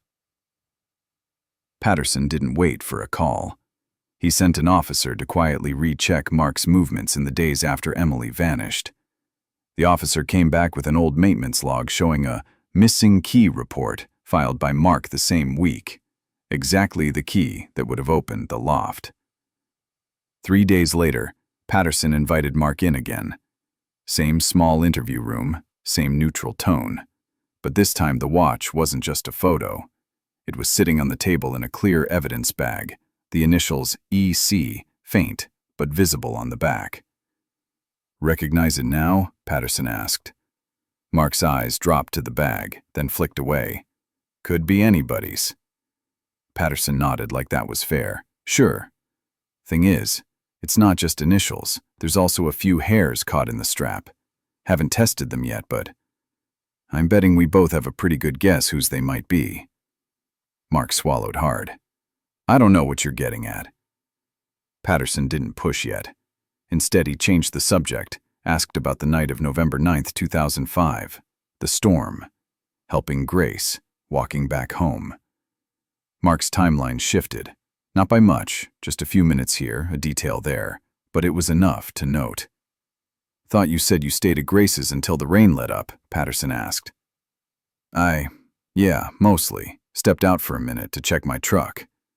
"During the heaviest rain of the night?" Mark's jaw tightened. "I needed something from it." "What was so urgent?" Silence. In interrogation rooms, silence is a tool. Patterson let it stretch until the clock's ticking was the only sound. He kept his eyes on Mark, not aggressive, just steady. The kind of look that says, "I already know. I'm just waiting for you to say it." Finally, Mark shifted in his chair. "Look, I don't remember every damn thing from 18 years ago." "Funny," Patterson said softly. "Some nights you never forget." He reached into the folder and pulled out one more photo. Emily, smiling, scarf looped around her neck, the watch visible on her wrist. Mark's gaze stuck on it, and for the first time since they'd started, he looked small. Not defiant, not relaxed, just small. Patterson closed the folder. "We're going to talk again, Mark. And when we do, you might want to be ready to tell me the whole story. Because this," he tapped the watch through the plastic, "isn't going away." Mark didn't answer. He just stared at the table, breathing slow and shallow. When Patterson left the room, he knew they were past the opening moves. The real game was about to begin. Patterson didn't call Mark back the next day, or the day after that. He let 3 days pass, just long enough for the silence to start working on him. It was an old trick, but one that still worked. You don't keep the suspect in the room, you put the room in the suspect's head. Make them imagine the next conversation. Make them rehearse answers. Make them wonder what you know and what you're just bluffing. On the morning of the 4th day, Patterson called. "Need you to come in. Won't take long." When Mark arrived, Patterson noticed the change immediately. The work jacket was the same, but his eyes darted more, and his hands fidgeted in his lap before the recorder even clicked on. This time, Patterson didn't bother with small talk. "I've been reviewing some things," he said. "Couple of details I can't quite make fit. Thought you might help me out." Mark nodded slowly. "Sure." Patterson slid a sheet of paper across the table, a blown-up map of Redwood from 2005. Red pen lines traced the route between Emily's house, Grace's place, and the hospital. "You told us you were at Grace's until the rain eased. Then you went home. That's your story, right?" Mark hesitated just a fraction of a second. "Right. Except," Patterson said, tapping the pen on a highlighted note, "Grace says you left earlier than that. Around the same time Emily would have been walking back to her house." Mark shifted in his chair. "She's old, probably remembering wrong." Patterson smiled, not kindly. "I checked the weather logs. That window, between 7:15 and 7:30, that was the heaviest downpour of the night. You expect me to believe you decided to take a stroll to your truck during that?" Mark opened his mouth, closed it again. Without a word, Patterson reached into his folder and pulled out the watch again, still in the evidence bag. He set it down, then placed the photo of Emily wearing it right beside it. "You said you never saw this watch. Here it is on her wrist the night she disappeared, and here it is, 18 years later, stuck between beams in a place only you had the keys to." Mark's gaze flicked from one to the other, then down at the table. "That doesn't mean I—" "It means," Patterson cut in, voice low but sharp, "that something from that night ended up in your hands. And when you realized it could put you there, you hid it, high up, out of sight, the kind of spot you only know if you've worked those lofts." Mark's voice was tight now. "You can't prove it's hers." Patterson leaned forward, elbows on the table. "You want to roll that dice? You want to watch a lab match those hairs to Emily and then explain that to a jury?" Silence. "You had a key to the hospital. You lost that key the same week she vanished. You told people you were helping Grace. She says you left. You had time, Mark, and you had a place to put her." Mark's hands were clasped tight enough that the knuckles blanched. "I didn't put her anywhere." Patterson eased back, letting his voice drop. "I think you were there when she came by Grace's. Maybe you offered her a ride because the rain was coming down in sheets. She trusted you. You'd been in her neighborhood for years. Maybe you didn't mean for things to go wrong. But something happened, and you panicked." Mark shook his head. "You're twisting this." "Am I?" Patterson asked, almost gently. "Then tell me exactly what happened after you left Grace's that night. Every minute, every step." Mark started to speak, then stopped. His jaw worked like he was grinding down words before they could escape. For nearly a minute, neither of them moved. The ticking wall clock was loud enough to count. Patterson didn't break eye contact. He didn't need to. Mark was breathing faster now, shoulders tight, gaze locked on the watch like it might burn through the bag. Finally, Patterson stood. "We're done for today." He picked up the watch, slid it back into the folder. "Think hard about what you want to say next time, because you don't get unlimited chances to tell your side before someone else tells it for you." Mark didn't look up as Patterson walked out. Outside the room, Patterson went straight to the observation monitor. He watched as Mark stayed seated for a full 2 minutes after the door shut, rubbing his palms over his thighs, staring at the floor. It wasn't a confession, but it was the second crack in the wall, and cracks only spread. Patterson didn't rush the third meeting. He let another week pass, long enough for Mark to stew in the uncertainty, but not long enough for him to rebuild the wall Patterson had been chipping at. The call was short and without preamble. "Mark, we need to talk again. Today." When Mark stepped into the interview room this time, Patterson had already set the table. Literally. The watch was there, the photo of Emily, the map from 2005, and a new element, a copy of the hospital's maintenance logs, highlighted in thick yellow marker. Mark's eyes went to the logs first. "What's that?" "Every time you signed in and out of the hospital that year," Patterson said. "And right here," he tapped the highlight, "is November 9th, clocked out at 7:05 p.m. You told us you were still at Grace's then." Mark swallowed. I went back for something I forgot." "That's a 20-minute walk in a storm. What was worth it?" No answer. Patterson leaned forward, his tone still calm, but with an edge sharp enough to cut. "You want to know what else I found? The missing key report you filed was never followed up, which means, Mark, you could still have had that key in your pocket the night Emily disappeared." Mark's jaw flexed. "That's not true." "Then prove it. Tell me where you were. Tell me who saw you. Because right now, the only story that fits is that you left Grace's, you crossed paths with Emily, and you decided she wasn't going home." Mark shook his head, but the movement lacked force. Patterson didn't give him time to recover.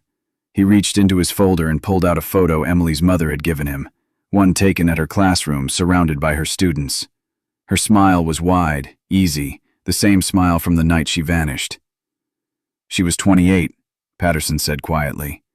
"She had kids in that class who still talk about her. 18 years, Mark. 18 years where her parents have been putting out a chair at Christmas. You can end that, right here, right now." Mark's eyes stayed on the photo longer than he meant to. He blinked hard. "You think I killed her? I think you know exactly what happened to her." Silence stretched again, but this time it wasn't a battle. Mark's breathing grew heavier. His gaze shifted to the watch, then to the table, then back to Patterson. "I didn't plan anything," he said, the words low and uneven. Patterson didn't move. "Tell me." "It was pouring," Mark started, voice shaking. "She was walking back alone. I pulled over, told her to get in. She didn't want to at first, but it was coming down so hard. I was just trying to help." Patterson let him talk. "We drove toward her place, but she started saying things about Grace, about me hanging around too much. I got mad. I pulled over. We yelled. She tried to get out while the truck was still rolling." His hands tightened into fists. "She slipped, hit her head. I didn't know what to do." Patterson kept his voice level. "So you took her to the hospital?" Mark nodded once. "I thought maybe no one would see us in the maintenance wing. I was going to figure something out, but when I checked, she wasn't breathing." The words came faster now, like a dam giving way. "I panicked. I carried her up to the loft thinking, I don't know what I was thinking. I left her there, came back the next night and moved her. The watch must have slipped off. I didn't notice." Patterson let the confessions settle in the air, heavy and final. "Where did you move her, Mark?" Mark's eyes glossed over. There's an old drainage tunnel behind the east wing. It's been sealed for years. She's there." Patterson stood slowly, keeping his gaze fixed on Mark. "We are going to confirm that. And when we do, you're going to tell her parents yourself." Mark didn't respond. His shoulders had slumped, the fight gone from his body.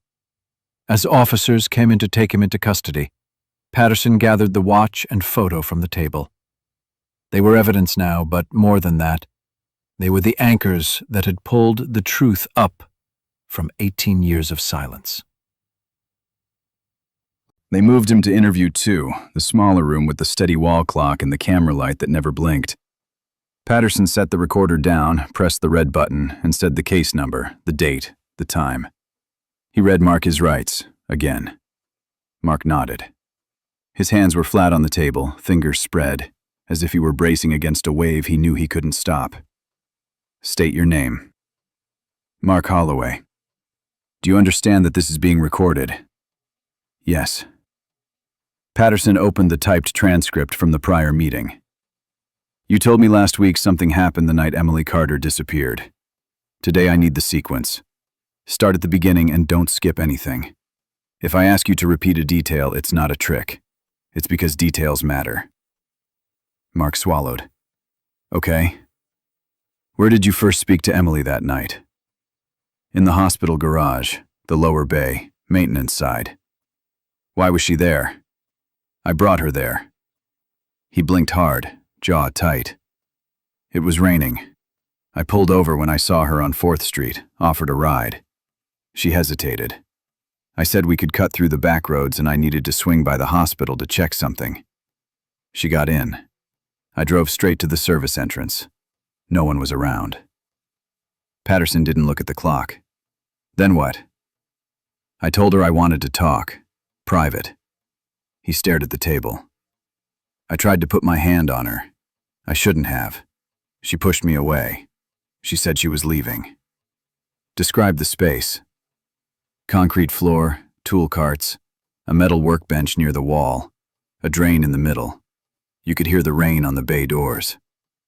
"What happened next?" She moved a step past me. I reached for her arm. She twisted free.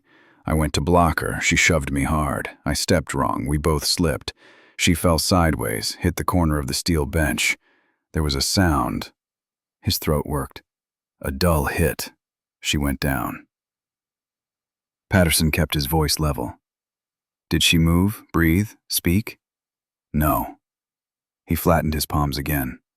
I checked. I said her name. She didn't answer. "You had a phone?" "I did." "Did you call 911? "No." "Why not?" "Because I panicked."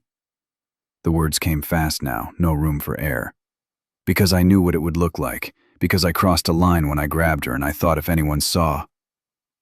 Patterson wrote a single word in his notebook. Panic. He didn't need it on paper. He needed it in the record. "What did you do?"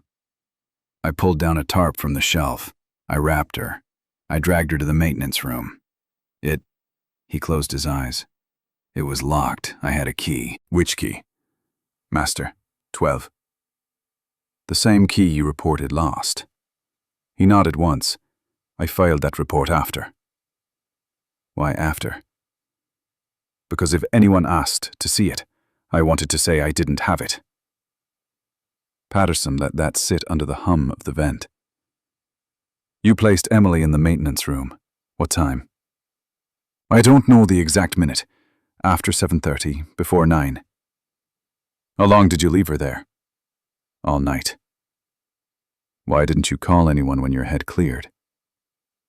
"My head never cleared," Mark said. "It just got worse." "Walk me through the room." "Shelves, mop buckets, old boxes, no cameras. I locked the door." He drew a small rectangle with his finger on the table surface, the muscle memory of a layout he'd known too well. I sat on a crate and tried to think. "Did you take anything off her person?" He shook his head. "No." "The watch?" He froze. His eyes went to the evidence bag Patterson had set unopened at the edge of the table. It must have come loose when I carried her. I didn't notice it until later. A beat. Or maybe I noticed and didn't let myself notice. Say it for the record. That watch belonged to Emily Carter. Yes. And it ended up wedged in the hospital loft because of your actions that night. Yes. How? I moved her the next day. I took her up the back stairs toward the loft because I thought... He stopped, searching for a word that didn't exist. Because I thought high meant hidden. The strap must have caught and torn when I was maneuvering around the beams. I heard something drop. I didn't look. You didn't look. I didn't look, he repeated. I told myself it was nothing. Patterson turned a page. What did you do with Emily after that? I went back down. I waited until after dark. His voice turned flat, the tone of a man narrowing his story to a tunnel and walking it. I got the small flatbed. I rolled it to the service door. I checked the corridor twice. No one. I carried her out under the tarp. I loaded her into the bed. I tied the tarp down with bungee cords. I drove out the south lane. Destination? East, off the county road. There's a turnoff that leads to a chain of marshes, 12 miles from town. Patterson didn't write this time. He locked it to memory. Why there? Because it was empty. Because it was dark. Because I knew it from a plumbing job years before. His voice dipped. Because I was a coward. Patterson stayed with the sequence. Time of arrival. Past midnight. What did you do? I backed up to the reeds. I took the tarp ends. I dragged her toward the waterline. It was soft. It sucked at my boots. I kept going until I couldn't stand the feeling of the ground under me anymore. He pressed a palm to his chest, the only place he could put the weight and still breathe. I let go. Did you secure anything to weigh the body down? No, the mud did that. The reeds, He gripped the edge of the table. I watched long enough to know she was gone from sight. Then I went back to the truck. I drove home. Patterson didn't remove the pity from his face or put any in. The record didn't need that from him. What did you do with the tarp? Dumped it in a contractor bin 2 towns over the next day. You returned to the hospital after the marsh? Yes. For what purpose? To fix what I could in the scene. Define fix. Make it look like she disappeared from near her house. Make it look like she never got in my truck. Patterson gave him no break. Explain the steps. I went to Emily's street before dawn. I parked 1 block down. I walked the alley behind her place. I checked the back door. How did you access the interior locks? He stared at the tabletop. The chain's mount had play in it. If you know how to hold a blade and how to angle the tongue, you can lift it off and set it back. I've done that kind of thing 100 times at work when someone locked a door from the inside by mistake. So you staged a closed house? Yes. And left everything else undisturbed? Yes. The soup, the lesson plans, the phone on the charger. I wanted it to look like she stepped out and never came back. Patterson let the last sentence hang. It matched the first reports perfectly. It matched the feeling the town had carried for almost 2 decades. A woman swallowed by weather and distance. It had never been weather. It had been a man. Patterson clicked the recorder off, not to end the session, but to signal the pivot. Then he clicked it back on so there would be no ambiguity. For the record, you have admitted to luring Emily Carter to the hospital maintenance garage under pretext, engaging in unwanted physical contact, causing her fatal head injury during a struggle, concealing her body overnight, transporting her to a marsh 12 miles from Redwood, and staging her home to appear as a sealed scene. Is that accurate? Mark's voice was sanded down to its final grain. Yes. Do you wish to add anything? He stared at the photo of Emily on the table. Not the one from the hospital hallway. Not the one taken by a news crew, but the classroom picture, construction paper stars taped to a whiteboard behind her, a silly hand-drawn sun in the corner. "I want to say I'm sorry," he said, and then quietly, "I know that doesn't change what I did." Patterson didn't respond to that. Sorry wasn't evidence. But the family would need to hear the words someday, and it mattered to have them recorded without prompting. He slid the written statement forward. "Read it. Correct anything that's wrong. Initial each page. Sign at the end." Mark read. His finger tracked the lines. He corrected nothing. He initialed. He signed. His hand shook hard enough that the M in his first name broke twice before he finished it. "Mark," Patterson said, steady, procedural, the only way to carry the weight without dropping it. "You are under arrest." 2 officers stepped in. The cuffs clicked. He didn't resist. He didn't speak. He let his head drop as they guided him out. Patterson gathered the photos, the bagged watch, the signed confession. He glanced once at the clock, and then at the door. The next calls would be to the search team and the DA. The next drive would be east, to the marsh in the dark. He pressed the recorder button again, closed the case number out loud, and stopped the tape. The arrest paperwork was still warm when Patterson made the call to the search unit. "We've got location data. Bring waiters, bring markers." He gave them the turnoff, the one Mark had described with the flat, guilty voice of a man replaying a route too many times in his head. By 10:40 p.m., 2 unmarked trucks rolled out of Redwood toward the county road. Patterson rode in the lead, window cracked just enough to smell the wet pine and the salt that drifted this far inland. The rain had stopped, but the ground still held it, the way a body holds heat long after life leaves.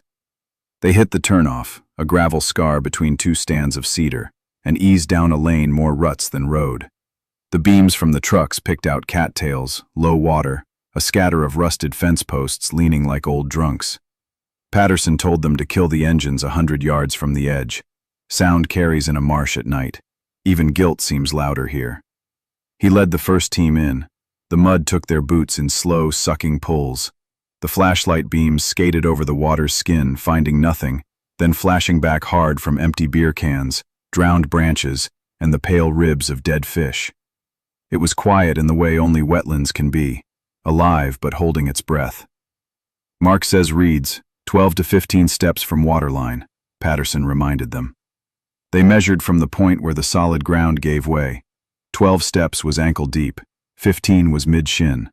The water was dark enough to hide anything, even from the moon. The recovery specialist, Keene, went in first. He moved slow, parting the reeds with his gloved hands, marking every disturbance in the plant stems with yellow tape. "If he's telling the truth, we'll find textile first," he said over his shoulder. It took 14 minutes. Keene froze mid-step. "Got fabric," he said. Everyone stilled except the camera operator, who crouched low and started rolling. The flash caught a strip of tarp edge, dark green gone almost black with years of water and rot. Keene worked with the patience of someone who'd done this in worse places. He pulled back reeds, teased up the edge, exposed more, enough to see the bungee cord still looped in place. "Mark wasn't lying," Keene said. "They called for the coroner before they touched anything else. Chain of custody matters, even when you're standing in knee-deep water with mosquitoes biting through your cuffs." Patterson stepped back and let them work.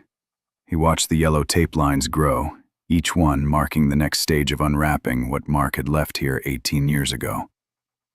When they lifted the tarp, the smell hit first. Earth, mold, something sour that had soaked into fabric and bone. What was inside wasn't whole anymore. The marsh had taken its share. But there were enough markers left for the forensic team.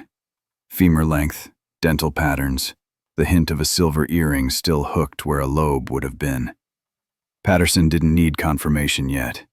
His gut had already filed it under Emily Carter the moment he saw the tarp's knot.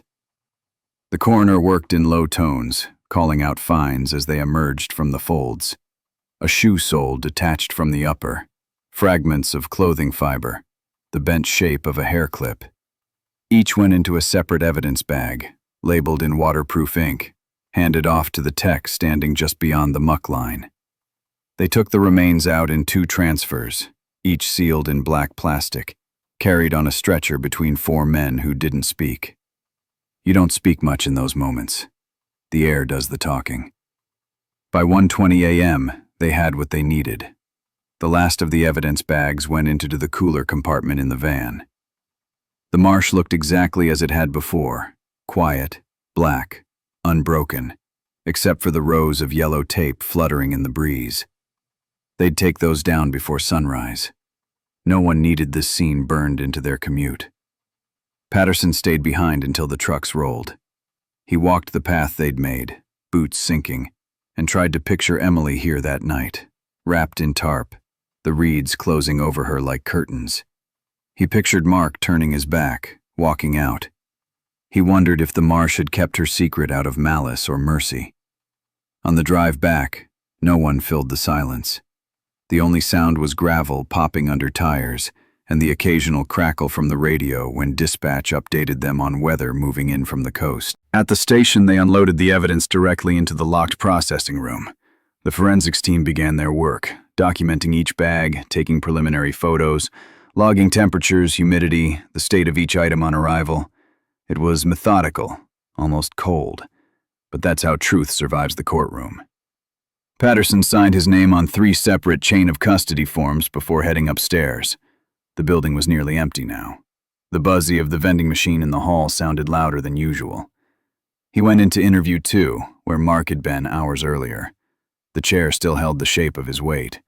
The air still smelled faintly of the sweat he'd left behind. Patterson sat and opened his notebook. He wrote down the time they'd found the tarp, the condition of the cords, the items recovered. Then, without looking at the page, he wrote, "Brought her home tonight." He didn't mean Redwood. He meant out of the water. It was close to 3 a.m. when he called the DA. "We've got recovery," he said simply. "We're ready to move to charges." "You have location, confession, physical?" "All of it." There was a pause on the other end, the kind where someone is balancing the weight of relief and the certainty of what comes next. "Then we go." Patterson hung up and leaned back, staring at the ceiling tiles until the lines blurred. Somewhere in town, lights were still on. Late-shift nurses, insomniacs, kids studying for finals. Somewhere else, in a dark house, a family was about to hear the thing they had both prayed for and dreaded. The marsh was quiet now. The station was quiet. But Patterson knew the quiet wouldn't last. The moment he knocked on the Carter's door, the noise of 18 years would come roaring back. At 7:10 a.m., Patterson pulled into the narrow driveway of the Carter home. The sky was the pale, watery color of a day that didn't want to start. He cut the engine and sat there long enough to see his own breath fade against the glass. No one is ever ready for this knock, not even after 18 years. The curtains in the living room twitched. Someone had seen the cruiser. Patterson forced himself out, the weight of the folder under his arm feeling heavier than the body bags from the night before. He climbed the steps and knocked. Not soft, not hard, just enough to make it impossible to pretend no one heard. Linda Carter opened the door. She was smaller than he remembered from the early case photos, or maybe the house had grown around her. The lines at her mouth looked carved, permanent. "Detective," she said, voice steady but stripped bare. "May I come in?" She moved aside without answering. Inside, the air smelled of coffee and cedar polish. A photo of Emily at her graduation still sat on the mantel, same frame, same smile. It looked like it belonged to another century. Daniel Brooks was there too, sitting in the armchair, elbows on knees. His hair had gone gray at the temples. Patterson saw his hands flex against each other, the nervous tell that had been there even back in 2005. Patterson stayed standing. "We found her," he said. No preamble, no long lead-in. The words landed like a stone in still water. Linda's face didn't change at first, and then it folded. Not into tears, but into something older, deeper, like a long-held breath finally leaving. Daniel's head dropped into his hands. The sound he made was low, almost like a cough, except it didn't stop. Linda sat down slowly, gripping the edge of the couch cushion. "Where?" she asked. A marsh 12 miles out. We recovered remains and personal items. There will be an official identification, but... He let the sentence trail. They all knew there was no but that mattered here. Linda's eyes stayed on him. How? He told them, not every detail, not the smell of the tarp, not the color of the cords, but enough. How Mark Holloway had admitted luring Emily to the hospital's maintenance garage, how things had turned violent, how he'd staged the house to throw them off. The words came out clean, clinical, because if he let them come out the way they had played in his head all night, they wouldn't make it through the air. Linda's hands gripped tighter. Grace's nephew? It wasn't disbelief. It was the quiet shock of a name suddenly wearing a mask you can't unsee. Yes. She nodded once, like a judge delivering a sentence. I told her I didn't trust him, she said, but it sounded like she was talking to herself. Daniel lifted his head. His eyes were red, but there was something else there, a brittle edge. 18 years, he said.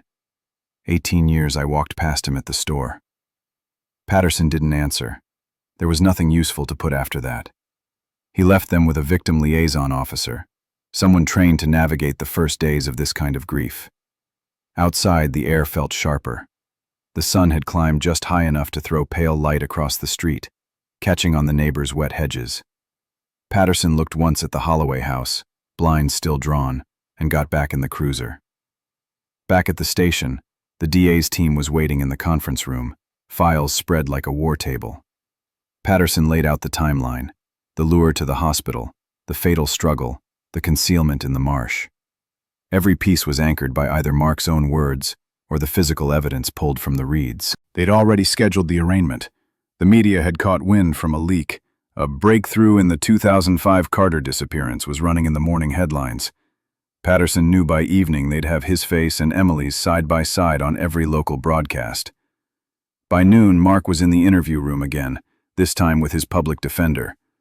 Patterson sat across from him, not as an investigator now, but as the bridge between confession and formal charge. You understand the charges? Patterson asked. Mark nodded without lifting his eyes. The tremor in his hands hadn't stopped since the night before. You'll have the opportunity to speak in court, Patterson said, if you want to add anything. Mark's mouth opened, closed. When he finally spoke, it was barely above a whisper. Tell her mother I'm sorry. Patterson didn't write it down. Some things don't belong in reports. That's not mine to tell, he said. You'll have to say it yourself. 2 days later, the court was full. Linda sat in the second row, Daniel beside her. Patterson was near the aisle, not in uniform, but still a presence. Mark was led in wearing county orange, shackled at the wrists. He didn't look up. The judge read the charges: second-degree murder, unlawful disposal of human remains, obstruction of justice. Mark's voice was hoarse when he said, "Guilty." Linda didn't flinch. She just stared as if trying to memorize the moment the mask fully came off. Afterward, outside the courthouse, reporters swarmed, microphones and faces, cameras in every line of sight. Linda spoke once, her voice carrying enough to still the questions. We have her back. That's all. Patterson drove past the marsh that night on his way home. The yellow tape was gone, the reeds moving in the wind like nothing had happened. But he knew better. So did the water. The gavel hadn't been down for more than 5 minutes when the courthouse steps turned into a theater. Reporters lined the handrails, holding microphones like spears, cameras clicking in bursts. The air smelled of wet pavement and hot electronics. Patterson stood to the side, away from the cluster, but he could feel the hum of it in his bones. Mark Holloway was led out a side entrance under heavy escort, head down, chains catching the light. A shout went up from somewhere in the crowd. Not words, just the raw sound of anger. It rolled over the steps like a wave and broke against the police line. Patterson watched the cruiser doors close around Mark and felt nothing that resembled satisfaction. It wasn't that kind of day. Linda Carter emerged with Daniel beside her. She didn't speak at first, ignoring the thrust of microphones in her face. When she finally stopped at the bottom step, her voice carried enough to quiet the crowd. We have Emily back, she said. That's all that matters. It was the same sentence she'd used 2 days earlier, but here, in the open air, it sounded final. The words didn't stop the questions.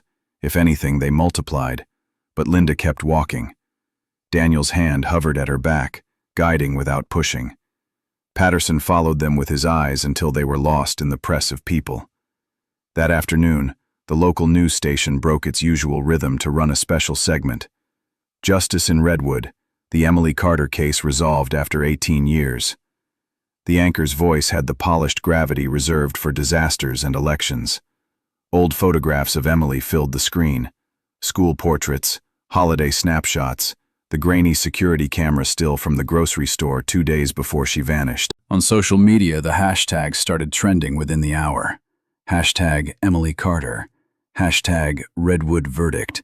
Hashtag Justice after 18 years. Some posts were angry about the delay, about the missed chances. Others were pure grief. One photo, taken from the back of the courtroom, showed Linda sitting straight-backed while Mark said, "Guilty." The caption read, "Strength looks like this." In Redwood itself, the news traveled faster than the weather. Shops along Main Street closed early. The Holloway house stayed dark, blinds drawn, a police car idling at the curb to discourage the inevitable curiosity.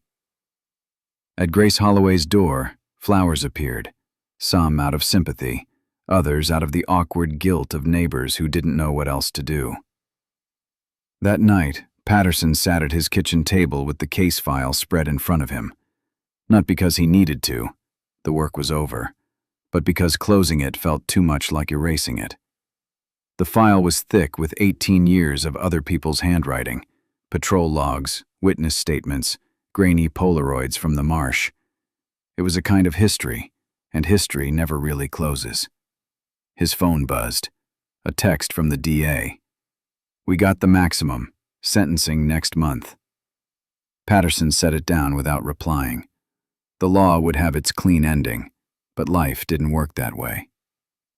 The next morning, the Redwood Gazette ran the headline in bold. "Holloway confesses, Emily Carter case closed." Below it, a subhead in smaller print. "Community seeks healing after nearly 2 decades." The story quoted Linda, quoted the DA, even quoted the mayor who promised steps to ensure nothing like this ever happens again. In the diner across from the station, Patterson heard the hum of it in every conversation. 2 men at the counter were arguing whether Mark had been hiding in plain sight or if the police had simply been blind. A woman in the corner booth kept shaking her head, repeating, "He ate Thanksgiving at Grace's every year." The disbelief was a common refrain, not that Mark was guilty, but that he had been here the whole time. By noon, the first editorial appeared online. It was written by a Redwood High alum who had been in Emily's class. She described her as the kind of person who remembered birthdays without Facebook, who would walk across a parking lot in the rain to bring you an umbrella. She also wrote about the day the news of Emily's disappearance first broke, how teachers had pulled kids into the gym to explain what missing meant, how the entire town had spent weeks expecting her to come home. The last paragraph hit harder than most official statements. "Now that we have answers, we have to decide what to do with them. Justice isn't the same as peace. Sometimes it's not even close." Patterson spent that evening driving through Redwood's back streets. He passed the Holloway house again, still dark, and the Carter home, where a single porch light burned. He didn't stop. Some visits can wait. What struck him most was how quiet the town felt. Not the kind of quiet that comes after a storm, but the kind that comes when the storm was part of you all along, and now it's just gone. There's a hole where the noise used to be. By noon, the first editorial appeared online. It was written by a Redwood High alum who had been in Emily's class. She described her as the kind of person who remembered birthdays without Facebook, who would walk across a parking lot in the rain to bring you an umbrella. She also wrote about the day the news of Emily's disappearance first broke, how teachers had pulled kids into the gym to explain what missing meant, how the entire town had spent weeks expecting her to come home. The last paragraph hit harder than most official statements. Now that we have answers, we have to decide what to do with them. Justice isn't the same as peace. Sometimes it's not even close. Patterson spent that evening driving through Redwood's back streets. He passed the Holloway house again, still dark, and the Carter home, where a single porch light burned. He didn't stop. Some visits can wait. What struck him most was how quiet the town felt. Not the kind of quiet that comes after a storm, but the kind that comes when the storm was part of you all along, and now it's just gone. There's a hole where the noise used to be. Redwood was never a place that expected to make national headlines. Before Emily Carter's disappearance, its news cycles were dominated by fishing conditions, high school football scores, and the occasional zoning dispute. But in the weeks following the verdict, the town was learning to live with a different identity, one shaped by 18 years of questions and the uncomfortable truth that the answers had been living next door the whole time. Shops on Main Street started keeping their lights on later, partly to welcome an uptick in curious visitors, partly to keep the streets from feeling as hollow as they had in 2005. The diner across from the station added an Emily's Special to the menu, a plate of blueberry pancakes and coffee, something she had ordered every Sunday morning. Some locals appreciated the tribute, others thought it was an unnecessary reminder. In Redwood, grief and pride were tangled in ways that didn't always sit well. The town council convened a special meeting to address what they called the security gap. It wasn't a phrase anyone had used before, but it caught on. They debated new background checks for municipal employees, especially those with unrestricted access to public buildings. Patterson sat in the back, listening as people he'd known for decades argued over whether the system had failed because it was too trusting or because it had been designed to be blind in the first place.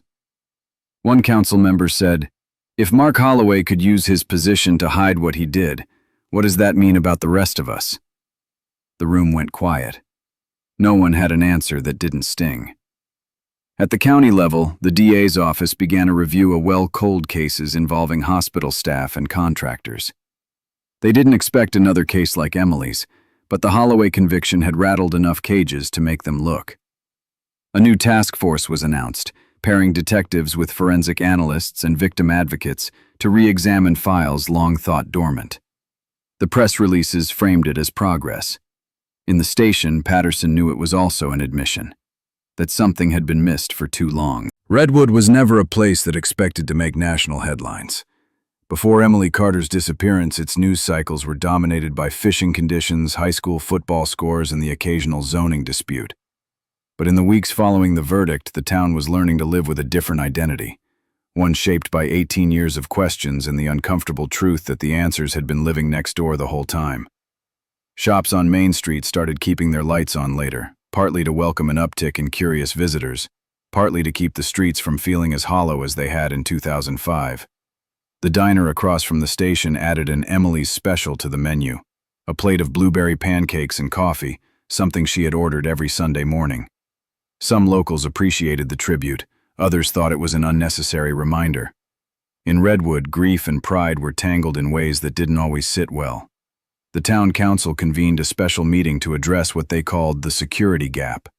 It wasn't a phrase anyone had used before, but it caught on. They debated new background checks for municipal employees, especially those with unrestricted access to public buildings. Patterson sat in the back, listening as people he'd known for decades argued over whether the system had failed because it was too trusting or because it had been designed to be blind in the first place. One council member said, "If Mark Holloway could use his position to hide what he did, what does that mean about the rest of us?" The room went quiet. No one had an answer that didn't sting. At the county level, the DA's office began a review of all cold cases involving hospital staff and contractors. They didn't expect another case like Emily's, but the Holloway conviction had rattled enough cages to make them look. A new task force was announced, pairing detectives with forensic analysts and victim advocates to re-examine files long thought dormant. The press releases framed it as progress. In the station, Patterson knew it was also an admission that something had been missed for too long. For the people who had lived through it, the case became a measuring stick for time. Conversations started with "before Emily" or "after Emily," as if she were a calendar event everyone had marked. Parents used her name when talking to teenagers about safety, though Patterson disliked the implication that she had done something wrong. One Saturday, as he left the hardware store, a man stopped him in the parking lot. "You finally got him," the man said. "Guess we can sleep easier now." Patterson nodded, but inside, he knew sleep had little to do with it. Catching Mark Holloway didn't erase the fact that for nearly 2 decades, Emily's absence had been a constant presence. Not all reactions were public. Some people avoided the Carter family out of discomfort, unsure what to say. Others visited too often, smothering with good intentions. Grace Holloway, Mark's aunt, became a recluse almost overnight.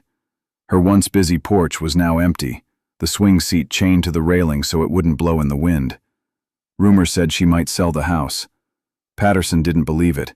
Leaving would mean admitting Redwood itself had betrayed her. The media cycle eventually moved on. National outlets replaced Emily's story with fresher tragedies, newer names. But in Redwood, the reminders stayed embedded. In the framed photo at the diner, in the empty lot where the old hospital warehouse had stood, in the candle wax still staining the sand at the beach. On the 1-month anniversary of the verdict, the Carter family hosted a small community gathering in the town hall. It wasn't billed as a memorial.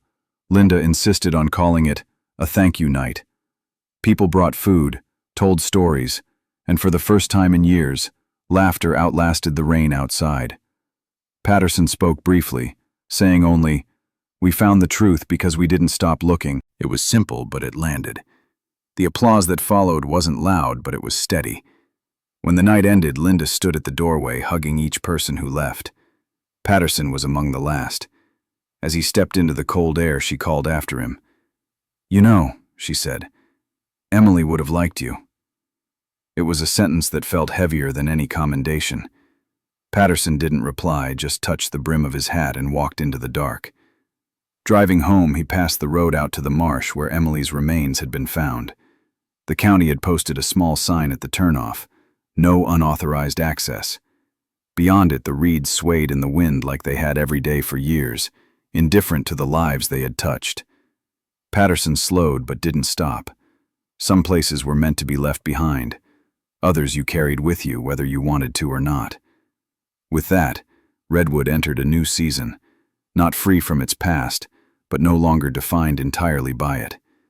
Emily Carter's name would stay in the town's history, not just as the victim of a crime, but as the reason a community learned the cost of silence and the weight of persistence. Mark Holloway was sentenced to life in prison without the possibility of parole. In the courtroom, the sentence landed like a stone hitting still water. A heavy drop, followed by ripples that seemed to move through everyone present. For some, it was justice served. For others, it was justice delayed beyond forgiveness. Patterson, Jack Reynolds to the paperwork, sat 2 rows behind the Carter family. He didn't take notes. There was nothing left to document. The gavel came down, the guards led Mark away, and the gallery slowly emptied. Jack stayed until the room was almost bare. 15 years of pursuit, dead ends, and quiet returns to the same unanswered questions had ended here, in less than an hour. He didn't feel victory, only closure's quieter cousin, the kind that doesn't celebrate, just exhales. A circle had closed, but it had taken far too long and at too high a cost. Redwood did not throw a parade. The town had learned better than to cheer too loudly at endings. People still passed the Carter house in silence. The elementary school where Emily had taught kept her photo up in the main hallway, framed in oak and glass. Each September, on the anniversary of her disappearance, someone, no one knew who, left a single yellow rose at the base of the frame. The rain came early that year, just like it had in 2005. It beat against the same sidewalks, filled the same gutters, and soaked the same narrow streets. Life went on, but the town's weather now carried memory, as if every downpour whispered her name. Jack returned to the marsh once, weeks after the sentencing. He parked at the county's "No unauthorized access" sign and walked in anyway. The reeds hissed in the wind and the water smelled of silt and salt. He stopped at the place where the crime scene tape had once fluttered and looked out across the flat horizon. This was where Emily's story had ended. but also where it had finally been recovered from the dark. He didn't stay long. Some places weren't meant for lingering. In the months that followed, Redwood adjusted in small ways. The diner still served Emily's special. The town council still pushed for tighter background checks.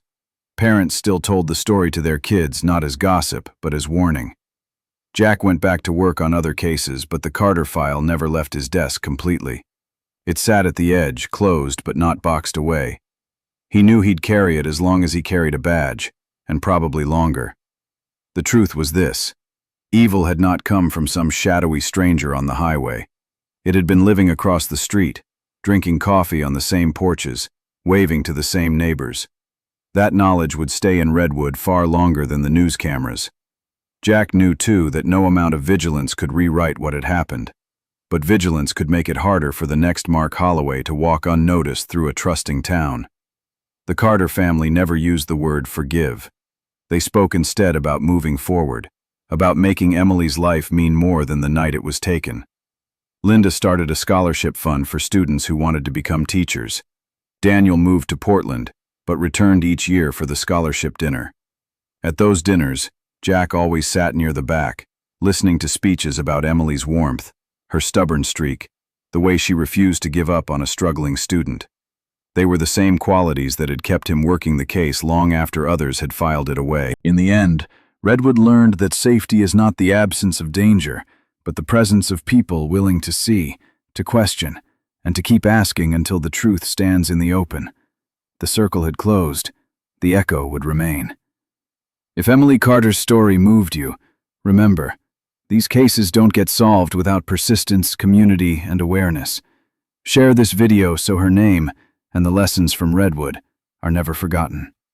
For more true crime stories that dig deep into the truth behind the headlines, subscribe to the channel, turn on notifications, and join us next time as we uncover another case where the answers hide in plain sight.